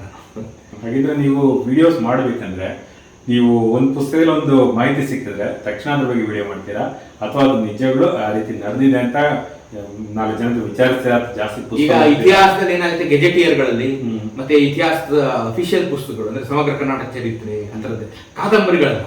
ಕಾದಂಬರಿಗಳು ಓದೋದಿಲ್ಲ. ಕಾದಂಬರಿಗಳಲ್ಲಿ ಅದು ಸಾಹಿತ್ಯ ತಕ್ಕಂಗೆ ಅವ್ರ ಮನೋಭಿಲಾಷಕ್ಕೆ ತಕ್ಕಂಗೆ ಬರೆದಿರ್ತಾರೆ. ಇತಿಹಾಸದ ಡಾಕ್ಯುಮೆಂಟ್ ಇರುತ್ತೆ. ರಾಬರ್ಟ್ ಶಿಲರ್ ಇರ್ಬೋದು, ಇವರು ಇರ್ಬೋದು, ನಮ್ಮ ಬಿ ಶೇಖರ್ ಅವರು ಇರ್ಬೋದು. ಬಿ ಶೇಖರ್ ಅವರು ನಮ್ಮ ಕರ್ನಾಟಕ ವಿಶ್ವವಿದ್ಯಾಲಯ ಹಂಪಿಯಿಂದ 9 ವಾಲ್ಯೂಮ್ ಮಾಡಿದ್ದಾರೆ. ಸಮಗ್ರ ಕರ್ನಾಟಕ ಚರಿತ್ರೆ ಒಂದು 13,000 ಪುಟ ಇದೆ. ಅದೆಲ್ಲ ಅಫಿಷಿಯಲ್ ಡಾಕ್ಯುಮೆಂಟ್. ಸೊ ಅಲ್ಲಿ ಓದಿದಾಗ ಅಲ್ಲಿ ಏನೋ ಸಿಗುತ್ತೆ, ಇಂಥ ಊರಿನಲ್ಲಿ ಇಂಥ ಯುದ್ಧ ಆಗಿತ್ತು ಅಂತ ಸಿಗುತ್ತೆ. That's an official document. ಯಾಕೆಂದ್ರೆ ಅವರು ಸರ್ಕಾರದವರೇ ಹೆಚ್ಚು ಮಾಡಿ ಕಳಿಸಿರ್ತಾರೆ. ಸೊ ಅದು ಅಫಿಷಿಯಲ್ ಡಾಕ್ಯುಮೆಂಟ್ ಆಗುತ್ತೆ. ಸೊ ಅದನ್ನ ರೆಫರೆನ್ಸ್ ಇಟ್ಕೊಂಡು ಆ ಊರಿಗೆ ಹೋಗ್ಬೇಕು ನಾನು. ಎಲ್ಲಿದೆ, ಇಲ್ಲಿ ಎಲ್ಲ ಯುದ್ಧ ಆಯ್ತು ಅಂತೆಲ್ಲ ಏನಿದೆ, ಕೋಟೆ ಇದೆ, ಏನು ಇರಲ್ಲ ಅಲ್ಲಿ. ಆಗ ನಾನು ಸುತ್ತಬೇಕಾಗುತ್ತೆ ಮಾಡಿ ಆಮೇಲೆ ವಿಡಿಯೋ ಮಾಡಕ್ಕೆ. ಈಗ ಒಂದು ಊರಿಗೆ ಈಗ ಯಾವ್ದೋ ಬೇರೆ ಊರಿಗೆ ಹೋಗಿ ವಿಡಿಯೋ ಮಾಡ್ಬೇಕಂದ್ರೆ ಮಿನಿಮಮ್ 2 ಸಲ ಹೋಗ್ಬೇಕು ನಾನು. ಒಂದ್ಸಲಿ ಹೋಗಿ ಹುಡುಕಿ ಕನ್ಫರ್ಮ್ ಮಾಡ್ಕೊಳಕ್ಕೆ, ಇನ್ನೊಂದ್ಸಲಿ ಹೋಗಿ ವಿಡಿಯೋ ಮಾಡಕ್ಕೆ. ಸೊ ನೀವು ಜಾಸ್ತಿ ಅಫಿಷಿಯಲ್ ಡಾಕ್ಯುಮೆಂಟ್ಸ್ ಅಫಿಷಿಯಲ್ ಡಾಕ್ಯುಮೆಂಟ್ಸೇ ನಮ್ಗೆ ಶಕ್ತಿ ಕೊಡೋದು. ಇನ್ಯಾವುದೂ ಶಕ್ತಿ ಕೊಡೋದಿಲ್ಲ. ಅಫಿಷಿಯಲ್ ಡಾಕ್ಯುಮೆಂಟ್ಸೇ ಶಕ್ತಿ ಕೊಡೋದು. ಅದು ಹುಡ್ಕೋಕೆ ನಮ್ಗೆ ತುಂಬಾ ಟೈಮ್ ತಗೊಳುತ್ತೆ ಹುಡ್ಕೋಕೆ. ಯಾವುದೇ ಒಂದು ಅಫಿಷಿಯಲ್, ಇದು ಯಾವುದೋ ಬಿಲ್ಡಿಂಗು ಯಾರು ಕಟ್ಟಿದ್ರು ಅಂತ ಒಂದು ಅಫಿಷಿಯಲ್ ಡಾಕ್ಯುಮೆಂಟ್, ಅದನ್ನೇ ನೋಡ್ಬೇಕು ಎಲ್ಲ. ಆಮೇಲೆ ಇನ್ನೊಂದೇನಾಗುತ್ತೆ, ಈಗ ವಿಧಾನಸೌಧ ಯಾಕೆ ಎಲ್ಲರಿಗೂ ಗೊತ್ತಿರುತ್ತೆ. ನಾನು ಯಾರಿಗೂ ಗೊತ್ತಿಲ್ಲದೆ ಇರೋದೇ 130 ವಿಡಿಯೋನು ನಾನು ಅದೇ ಮಾಡೋದು. ಗೊತ್ತಿಲ್ಲದೆ ಇರೋ ಮಾಹಿತಿ ಹೇಳ್ಬೇಕು ಅನ್ನೋದು ನನ್ನ. ವಿಧಾನಸೌಧದ ಬಗ್ಗೆ ನಿಮ್ಗೆ ಎಲ್ಲ ಕಡೆ ಸಿಗುತ್ತೆ ದಾಖಲೆ, ಇಂಥ ಹೆಸರು ಕಟ್ಬಿಟ್ರು. ಸೊ ಗೊತ್ತಿಲ್ಲದೆ ಇರೋದು ಯಾವುದೋ ಬಿಲ್ಡಿಂಗ್ ಇರುತ್ತೆ, ಅಲ್ಲಿ ಯಾರು ಕಟ್ಟಿದ್ರು, ಅದ್ರ ಹಿಂದೆ ಒಂದು ಬಹಳ ರೋಚಕವಾದ ಕಥೆ ಇರುತ್ತೆ. ಅದನ್ನ ಹೇಳಿದಾಗ ಜನಕ್ಕೆ ಹೌದಪ್ಪ ಆಯ್ತು ಹೀಗೆ ಅನ್ಸುತ್ತೆ. ಹಾಗೆ ಅದು ವಿಕ್ಟೋರಿಯಾ ಆಸ್ಪತ್ರೆ ತಗೊಳ್ಳಿ, ಗೊತ್ತು ವಿಕ್ಟೋರಿಯಾ ಆಸ್ಪತ್ರೆ, ಆದ್ರೆ ಕರ್ನಾಟಕದ ಪ್ರಥಮ ಟೆಲಿಫೋನ್ ಕನೆಕ್ಷನ್ ವಿಕ್ಟೋರಿಯಾ ಆಸ್ಪತ್ರೆಗೆ ಬಂತು. ಅದೊಂದು ಒಳ್ಳೆ ಮಾಹಿತಿ ಆಗುತ್ತೆ. ಆಮೇಲೆ ಬಹಳ ಮೊದಲನೇ ಆಪರೇಷನ್ ಯಾವ್ದಪ್ಪ, ಅದು ಅಪೆಂಡಿಕ್ಸ್ ಆಪರೇಷನ್ ಮಾಡಿದಂತ ಜಗತ್ತಿನ ಮೊದಲು ಆಸ್ಪತ್ರೆ ವಿಕ್ಟೋರಿಯಾ ಆಸ್ಪತ್ರೆ. ಸೊ ಇಂಥವು ಇಂಥ ಮಾಹಿತಿ ಅದನ್ನ ಮಾಡಿದಂತ ಡಾಕ್ಟರ್ನ ಅಲ್ಲಿ ಫೋಟೋ ಹಾಕಿದ್ದಾರೆ, ಅದನ್ನ ಕಂಡಿಡಿದಂತ ಪುಣ್ಯಾತ್ಮನ ಫೋಟೋ ಹಾಕಿದ್ದಾರೆ. ಇಂಥ ಮಾಹಿತಿಗಳಿರುವಾಗ ಜನಕ್ಕೊಂದು ಅಭಿಮಾನ ಬರುತ್ತೆ. ಇದು ನಮ್ ನೋಡು ಇಷ್ಟೆಲ್ಲ ಇರುವಂತ ಆಸ್ಪತ್ರೆ ನಮ್ದು, ಇಲ್ಲೇ ಇದೀವಿ ನಾವು, ಅಭಿಮಾನ ಮೂಡಿಸ್ಬೇಕು ನಾವು. ನಮ್ದು ಅಷ್ಟೇ ಕೆಲಸ ಸರ್, ನಂದಂತೂ ಅಷ್ಟೇ ಕೆಲಸ. ಜನರಲ್ಲಿ ಇದೆಲ್ಲ ನಾವೆಲ್ಲ ಒಂದೇ ಮನೆ ಜನ ಸರ್, ನಾವೆಲ್ಲ ಒಂದೇ ಮನೆಯವರು ಅಂದ್ಕೊಂಡ್ರೆ ನಮ್ಮ ಮನೆ ಮೇಲೆ ನಾವೇ ಅಭಿಮಾನ ಪಟ್ಕೊಳ್ಳುವಂತ ಕೆಲಸ ನಾವು ಮಾಡ್ತಾ ಇದ್ದೀವಿ. ಅದು ಬರೀ ಅಭಿಮಾನ ಪಡ್ಕೊಬೇಕು ಅಂತ ಹೇಳೋದ್ ಬಿಟ್ಟು ಏನಕ್ಕೆ ಇದೆಲ್ಲ ಇದೆ, ಸೊ ಅದಕ್ಕಾಗಿ ನೀವು ಅಭಿಮಾನ ಮಾಡ್ಕೋಬೇಕು ಮತ್ತು ಉಳಿಸ್ಕೋಬೇಕು. ಎಷ್ಟೆಲ್ಲ ಇದೆಯಪ್ಪ, ವೆರಿ ಇಂಪಾರ್ಟೆಂಟ್ ಜಾಗ ಇದು, ಉಳಿಸ್ಕೊಳ್ಳಿ. ನೀವು ಯಾರ್ದೋ ಪಾಲಾಗಕ್ಕೆ ಬಿಟ್ಬಿಡ್ಬೇಡಿ, ಯಾರ್ದೋ ಪಾಲಾಗಕ್ಕೆ ಬಿಡ್ಬೇಡಿ ಇದನ್ನ, ಅದನ್ನ ಹೇಳೋ ಪ್ರಯತ್ನ ನಂದು. ಈಗ ನಾವು ಎಲ್ಲೇ ಹೋದ್ರೂ ಶಾಸನಗಳೆಲ್ಲ ಕಡೆ ಬಿದ್ಕೊಂಡಿದೆ, ಕೆಲವೊಮ್ಮೆ ಅದಕ್ಕೆ ರೋಡ್ ಸೈಡ್ ಅಲ್ಲೆಲ್ಲ ಬಿದ್ಕೊಂಡಿರುತ್ತೆ. ಈ ತರ ನಿಮ್ ಕಣ್ಣಿಗೆ ಬಿದ್ರೆ ಏನ್ ಮಾಡ್ತೀರಾ? ಮತ್ತೆ ಶಾಸನ ಓದೋಂಥವ್ರು ನಿಮ್ ಜೊತೆ ನಿಮ್ಮ ಟೀಮ್ ಎಲ್ಲ ನಿಮ್ಮ ಸರ್ಕಲ್ ಇದಾರ? ತುಂಬಾ ಜನ ಇದೆ ಸರ್, ಒಳ್ಳೆ ಪ್ರಶ್ನೆ ಕೇಳಿದ್ರಿ. ನನ್ನ ಸ್ನೇಹಿತರು ಉದಯ್ ಕುಮಾರ್ PL ಅಂತಿದ್ದಾರೆ, ಮತ್ತೆ ರಾಜೇಂದ್ರ ಪತಂಗ ಅಂತ ಇದ್ದಾರೆ, ರಿವಲ್ ಹೆರಿಟೇಜ್ ಕ್ಲಬ್ ಮಾಡ್ಕೊಂಡಿದ್ದಾರೆ. ಇವರು ಬಹಳ ಆಸಕ್ತಿ, ಇವರಿಬ್ರು ನನ್ಗೆ ಗೊತ್ತಿರೋರು. ಸೊ ಇವರು ದೊಡ್ಡ ದೊಡ್ಡ ಟೀಮೇ ಇದೆ ಇವತ್ತು. ಸೊ ನಾನು ಮೊದಲನೇ ಇದನ್ನ ಇವರಿಬ್ರಿಗೆ ತಿಳಿಸ್ತಾ ಇರ್ತೀನಿ, ಸರ್ ಇಲ್ಲೊಂದು ಕಲ್ಲಿದೆ ನೋಡಿ, ಓದಿದ್ದೀರಾ ಅಂತ. ಓದಿದ್ರೆ ಅದು ಹೇಳ್ತಾರೆ, ನೋಡೋ ಇದು ಕಣ ಈ ಕಲ್ಲು ಇಂಥದ್ದು ಅಂತ ಹೇಳ್ಬಿಡ್ತಾರೆ. ಕೆಲವು ಕಲ್ಲಂತೂ ಎಲ್ಲೆಲ್ಲ ಬಿದ್ದಿರುತ್ತೆ. ನಾನು ಹೋದ್ಸರಿ ಮಾಡಿದಾಗ ನಮ್ಮ ಕೆಂಪೇಗೌಡ ಲೇಔಟಿಂದ ಒಂಚೂರು ಮುಂದೆ ಹೋದ್ರೆ ಅಲ್ಲೊಂದು ಕಲ್ಲಿದೆ, ತಿಪ್ಪೇಗುಂಡಿಲಿದೆ. ಅದು 3ನೇ ವೀರಬಲ್ಲಾಳನ ಸಿಂಹಾಸನ ರೂಢ ಆದಂತ ಕಾಲದಲ್ಲಿ ಆಗದಂತ ಕಲ್ಲು, ಎಂತ ಇಂಪಾರ್ಟೆಂಟ್ ಕಲ್ಲು. 7 ಕಲ್ಲು ಹಾಕ್ಸಿದ್ರಲ್ಲಿ ಉಳ್ಕೊಂಡ್ರೆ ಒಂದೇ ಕಲ್ಲು, ಇಡೀ ದಕ್ಷಿಣ ಭಾರತದಲ್ಲಿ ಉಳ್ಕೊಂಡ್ರೆ ಒಂದೇ ಶಾಸನ. ಅದು ತಿಪ್ಪೇಗುಂಡಿಗೆ ಸೇರ್ಕೊಂಡ್ಬಿಟ್ಟಿದೆ. ಅದನ್ನ ನಾನು ಇವ್ರಿಗೆ ಗೊತ್ತಿದೆ, ಅದನ್ನ ಅವ್ರಿಗೆಲ್ರಿಗೂ ಗೊತ್ತಿದೆ, ಅವರೆಲ್ಲ ಬಂದು ಓದಿದ್ದಾರೆ ಅದನ್ನ. ಸೊ ಸೀನಿಯರ್ ಓದಂಥವ್ರು ದೊಡ್ಡ ದೊಡ್ಡ ಜನ ಅದನ್ನ ಬಂದು ಓದಿದ್ದಾರೆ, ಇತಿಹಾಸಕಾರರು, ಶಾಸನ ತಜ್ಞರು. ಆಕ್ಚುಲಿ ಅವರೆಲ್ಲ ಬಂದು ಓದಿದ್ದನ್ನು ದೃಢೀಕರಿಸಿದ್ದಾರೆ, ಪೇಪರ್ ಸಬ್ಮಿಟ್ ಮಾಡಿದ್ದಾರೆ. ಸೊ ಅದು ಅಫಿಷಿಯಲ್ ಡಾಕ್ಯುಮೆಂಟ್. ನಮ್ ಕೆಲಸ ಏನಪ್ಪಾ ಅಂದ್ರೆ ಇದನ್ನ ಹೇಳಿದ್ರೆ, ಈಗ ನಾನು ಅದನ್ನ ಹೇಳಿದ್ಮೇಲೆ ತುಂಬಾ ಜನ ಬಂದ್ರು ಅದನ್ನ ನಾವು ಉಳಿಸ್ಕೊಳ್ತೀವಿ ಅಂತ. ಬಟ್ ಅದು ಕೆಲವು ಪ್ರೊಸೀಜರ್ ಇರುತ್ತೆ, ಊರಿನವ್ರು ಒಟ್ಟುಗೂಡಿಸ್ಬೇಕು, ಆ ಕನ್ಸರ್ನ್ ಮಿನಿಸ್ಟರ್ಗೋ MLA ಅವ್ರಿಗೋ, ಆ ಊರಿನ ಯಾರು ಇನ್ಚಾರ್ಜ್ ಇರ್ತಾರೆ, ಆ ಊರಿನಲ್ಲಿ ಪಂಚಾಯತಿ ಮೆಂಬರು, ಅಧ್ಯಕ್ಷರು ಇರ್ತಾರೆ, ಅಥವಾ ಯಾವ ತಹಶೀಲ್ದಾರ್ DC ಅಂಡರ್ ಬರುತ್ತೆ, ಸರ್ಕಾರಿ ಪ್ರೊಸೀಜರ್ ಇರ್ತವೆ. ಅದನ್ನ ಫಾಲೋ ಮಾಡಿ ಅಟ್ಲೀಸ್ಟ್ ಅವ್ರ ಗಮನಕ್ಕೆ ತಂದು ಪುಷ್ ಮಾಡಿದ್ರೆ ಉಳ್ಕೊಳ್ಳುತ್ತೆ. ಇಷ್ಟು ಕೆಲಸ ಅಂತ ನಾನು ಮಾಡ್ತೀನಿ. ಇದನ್ನ ಎಲ್ಲರ ಗಮನಕ್ಕೂ ತರ್ತೀನಿ, ನೋಡಿ ಇದನ್ನು ಉಳಿಸ್ಕೊಳ್ಳಿ ಅಂತ. ತುಂಬಾ ಕಡೆ ಆಗಿದೆ, ಅದು ತುಂಬಾ ಕಡೆ ಉಳಿಸ್ಕೊಂಡಿದ್ದಾರೆ, ತುಂಬಾ ಕಡೆ ಆಗಿದೆ. ಅದೊಂದು ನನ್ನ ಖುಷಿ ವಿಚಾರ, ಅಟ್ಲೀಸ್ಟ್ ಉಳ್ಕೋತಾ ಇದೆ ಅನ್ನೋಂಥದ್ದು ಖುಷಿ ವಿಚಾರ. ಸೊ ಇದು ಉಳ್ಕೋಬೇಕು. ಇದನ್ನೇ ನಾನು ಪ್ರತಿ ಊರಿಗೆ ಹೋದಾಗ ಹೇಳೋದು, ನಿಮ್ಮೂರಲ್ಲಿ ದನ ಕಟ್ಟಕ್ಕೋ, ಕೊಟ್ಟಿಗೆಗೋ, ಇನ್ನೊಂದಕ್ಕೋ ಮೋರಿ ಹಾಕಕ್ಕೆ ಕಲ್ಗಳು ಹಾಕ್ಬಿಡ್ತಾರೆ, ಇಂಪಾರ್ಟೆಂಟ್ ಕಲ್ಗಳು ಇರ್ತಾವಮ್ಮ, ಎತ್ತಿಡಿ ಸಾಕು, ಫೋಟೋ ಕಳಿಸಿ. ನಾನು ಇಂಥವ್ರು ಇದಾರೆ, ದೊಡ್ಡವ್ರು ಇದಾರೆ, ಉದಯ್ ಕುಮಾರ್ ಇದಾರೆ, ಇನ್ನೊಬ್ರು ಇದಾರೆ, ರಾಜೀವ್ ಇದಾರೆ, ಅವ್ರಿಗೆಲ್ಲ ಕಳಿಸ್ಕೊಡ್ತೀನಿ. ಅವರೆಲ್ಲ ಓದಿರ್ತಾರೆ, ಓದಿಲ್ಲ ಅಂದ್ರೆ ಅವ್ರಿಗೂ ಒಂದು ಸಿಕ್ದಂಗಿದು, ತಕ್ಷಣ ಹೋಗ್ತಾರೆ ಅವರು, ಯಾವುದೇ ಡಿಲೇ ಇಲ್ಲದೆ ಹೋಗ್ತಾರೆ. ತಕ್ಷಣ ಹೋಗಿ ಅದನ್ನ ಓದಿ ಅದನ್ನ ಅಫಿಷಿಯಲ್ ಡಾಕ್ಯುಮೆಂಟ್ ಮಾಡ್ತಾರೆ. ನಮ್ಗೊಂದು ಡಾಕ್ಯುಮೆಂಟ್ ಸಿಕ್ದಂಗೆ ಆಯ್ತು, ನಮ್ಗೆ ಉಪಯೋಗ ಆಯ್ತಲ್ಲ. ಹೌದೌದು, ಅದರಿಂದ ಮತ್ತೆ ನಮ್ಗೆ ಮುಂದಕ್ಕೆ ಹೋದಾಗ ಇನ್ನೊಂಚೂರು ದಾರಿ ಸಿಕ್ತು ಮುಂದಕ್ಕೆ ಹೋಗೋಕೆ. ಸೊ ಹಾಗಾಗಿ ಎಲ್ಲರೂ ಸೇರಿ ಉಳಿಸ್ಕೋಬೇಕು ಇದನ್ನ ಅಂತ. ಸರ್, ಇಷ್ಟೊತ್ತು ನಮ್ಮ ಜೊತೆ ಸಮಯ ಕಳೆದಿದ್ದಕ್ಕೆ ಬಹಳ ಧನ್ಯವಾದಗಳು. ನಮ್ಮ ಪ್ರೇಕ್ಷಕರ ಹತ್ರ ನೀವೇನಾದರೂ ನಿಮ್ಮ ಪರವಾಗಿ ಏನಾದ್ರು ಹೇಳೋಕೆ ಇಷ್ಟಪಡ್ತೀರಾ? ಬಹಳ ಸಂತೋಷ ನನಗೂ, ನಿಮ್ಮಂತ ಪ್ರಾಮಿನೆಂಟ್ ಯೂಟ್ಯೂಬರ್ ಬಂದು ನನ್ನನ್ನು ಸಂದರ್ಶನ ಮಾಡಿದ್ದು ನನಗೂ ಬಹಳ ಖುಷಿ ವಿಚಾರನೆ. ನನ್ಗೇನು ಆಸೆ ಅಂತಂದ್ರೆ ನಿಮ್ಮ ಯೂಟ್ಯೂಬ್ ಚಾನಲ್ ನಿಮ್ಮ ಜನ ನೋಡೋರೆಲ್ಲ ನನ್ನನ್ನು ನೋಡ್ತಾರೆ ಅನ್ನೋ ಖುಷಿ. ಎಲ್ರಿಗೂ ನಮಸ್ಕಾರ. ನಾನು ಏನು ಹೇಳ್ತೀನಪ್ಪ ಅಂತಂದ್ರೆ, ಇನ್ನೂ ಒಂದ್ಸರಿ ಇದನ್ನೇ ಹೇಳ್ತೀನಿ, ನಮ್ಮ ನೆಲ, ನಮ್ಮ ಜಲ, ನಮ್ಮ ನಾಡು, ನಮ್ಮ ಸಂಸ್ಕೃತಿ, ನಮ್ಮ ಇತಿಹಾಸ, ನಮ್ಮ ಪುರಾಣ, ನಮ್ಗಳ ಮೇಲೆ ನಾವು ಅಭಿಮಾನ ಬೆಳೆಸ್ಕೊಳ್ಳೋಣ. ಇವತ್ತು ಜಗತ್ತಿನಾದ್ಯಂತ ಎಲ್ಲ ಗುಳ್ಳೆಗಳು ಒಡೆದು ಹೋಗಿವೆ, ಭಾರತ ಮಾತ್ರ ಮೇಲೆ ನಿಂತಿದೆ. ನಮ್ಮದೇ ಸತ್ಯ, ನಮ್ಮದೇ ನಿತ್ಯ, ನಾವು ಏನು ಇಲ್ಲಿವರೆಗೆ ಪ್ರತಿಪಾದನೆ ಮಾಡ್ಕೊಂಡು ಬಂದಿದ್ವಿ ಅದೇ ಸತ್ಯ ಅನ್ನೋ ಅರಿವಾಗೋಗಿದೆ. ಎಲ್ಲಿಂದ ಅರಿವಾಗಿದೆ? ನಾವು ನಮ್ಮದೇ ಸತ್ಯ ಅನ್ನೋದಕ್ಕೆ ನಾವು ನಮ್ಮ ದೇವಸ್ಥಾನಗಳು, ಪುರಾಣಗಳು ಹೋಗ್ಲೇಬೇಡಿ. ಮನೆ ಮುಂದೆ ಸಗಣಿ ನೀರಾಕಿ ಸಾರಿಸ್ತಾ ಇದ್ದಿದ್ದರಿಂದ ಸೊಳ್ಳೆ ಬರ್ತಿರ್ಲಿಲ್ಲ, ವೈರಸ್ ಬರ್ತಿರ್ಲಿಲ್ಲ ಅನ್ನೋಂಥದ್ದು ಸಹ ಪ್ರೂವ್ ಆಗಿದೆ. ದನದ ಸಗಣಿನ ನಾವು ಎಷ್ಟು ಮಹತ್ವ ಕೊಟ್ಟಿದ್ವಿ ಅನ್ನೋದು ಸಹ ಪ್ರೂವ್ ಆಗಿಬಿಟ್ಟಿದೆ. ನಾವು ಸರ್ವಶ್ರೇಷ್ಠರಲ್ಲಿ ಸರ್ವಶ್ರೇಷ್ಠ ಜನ ನಾವು ಭಾರತದವರು.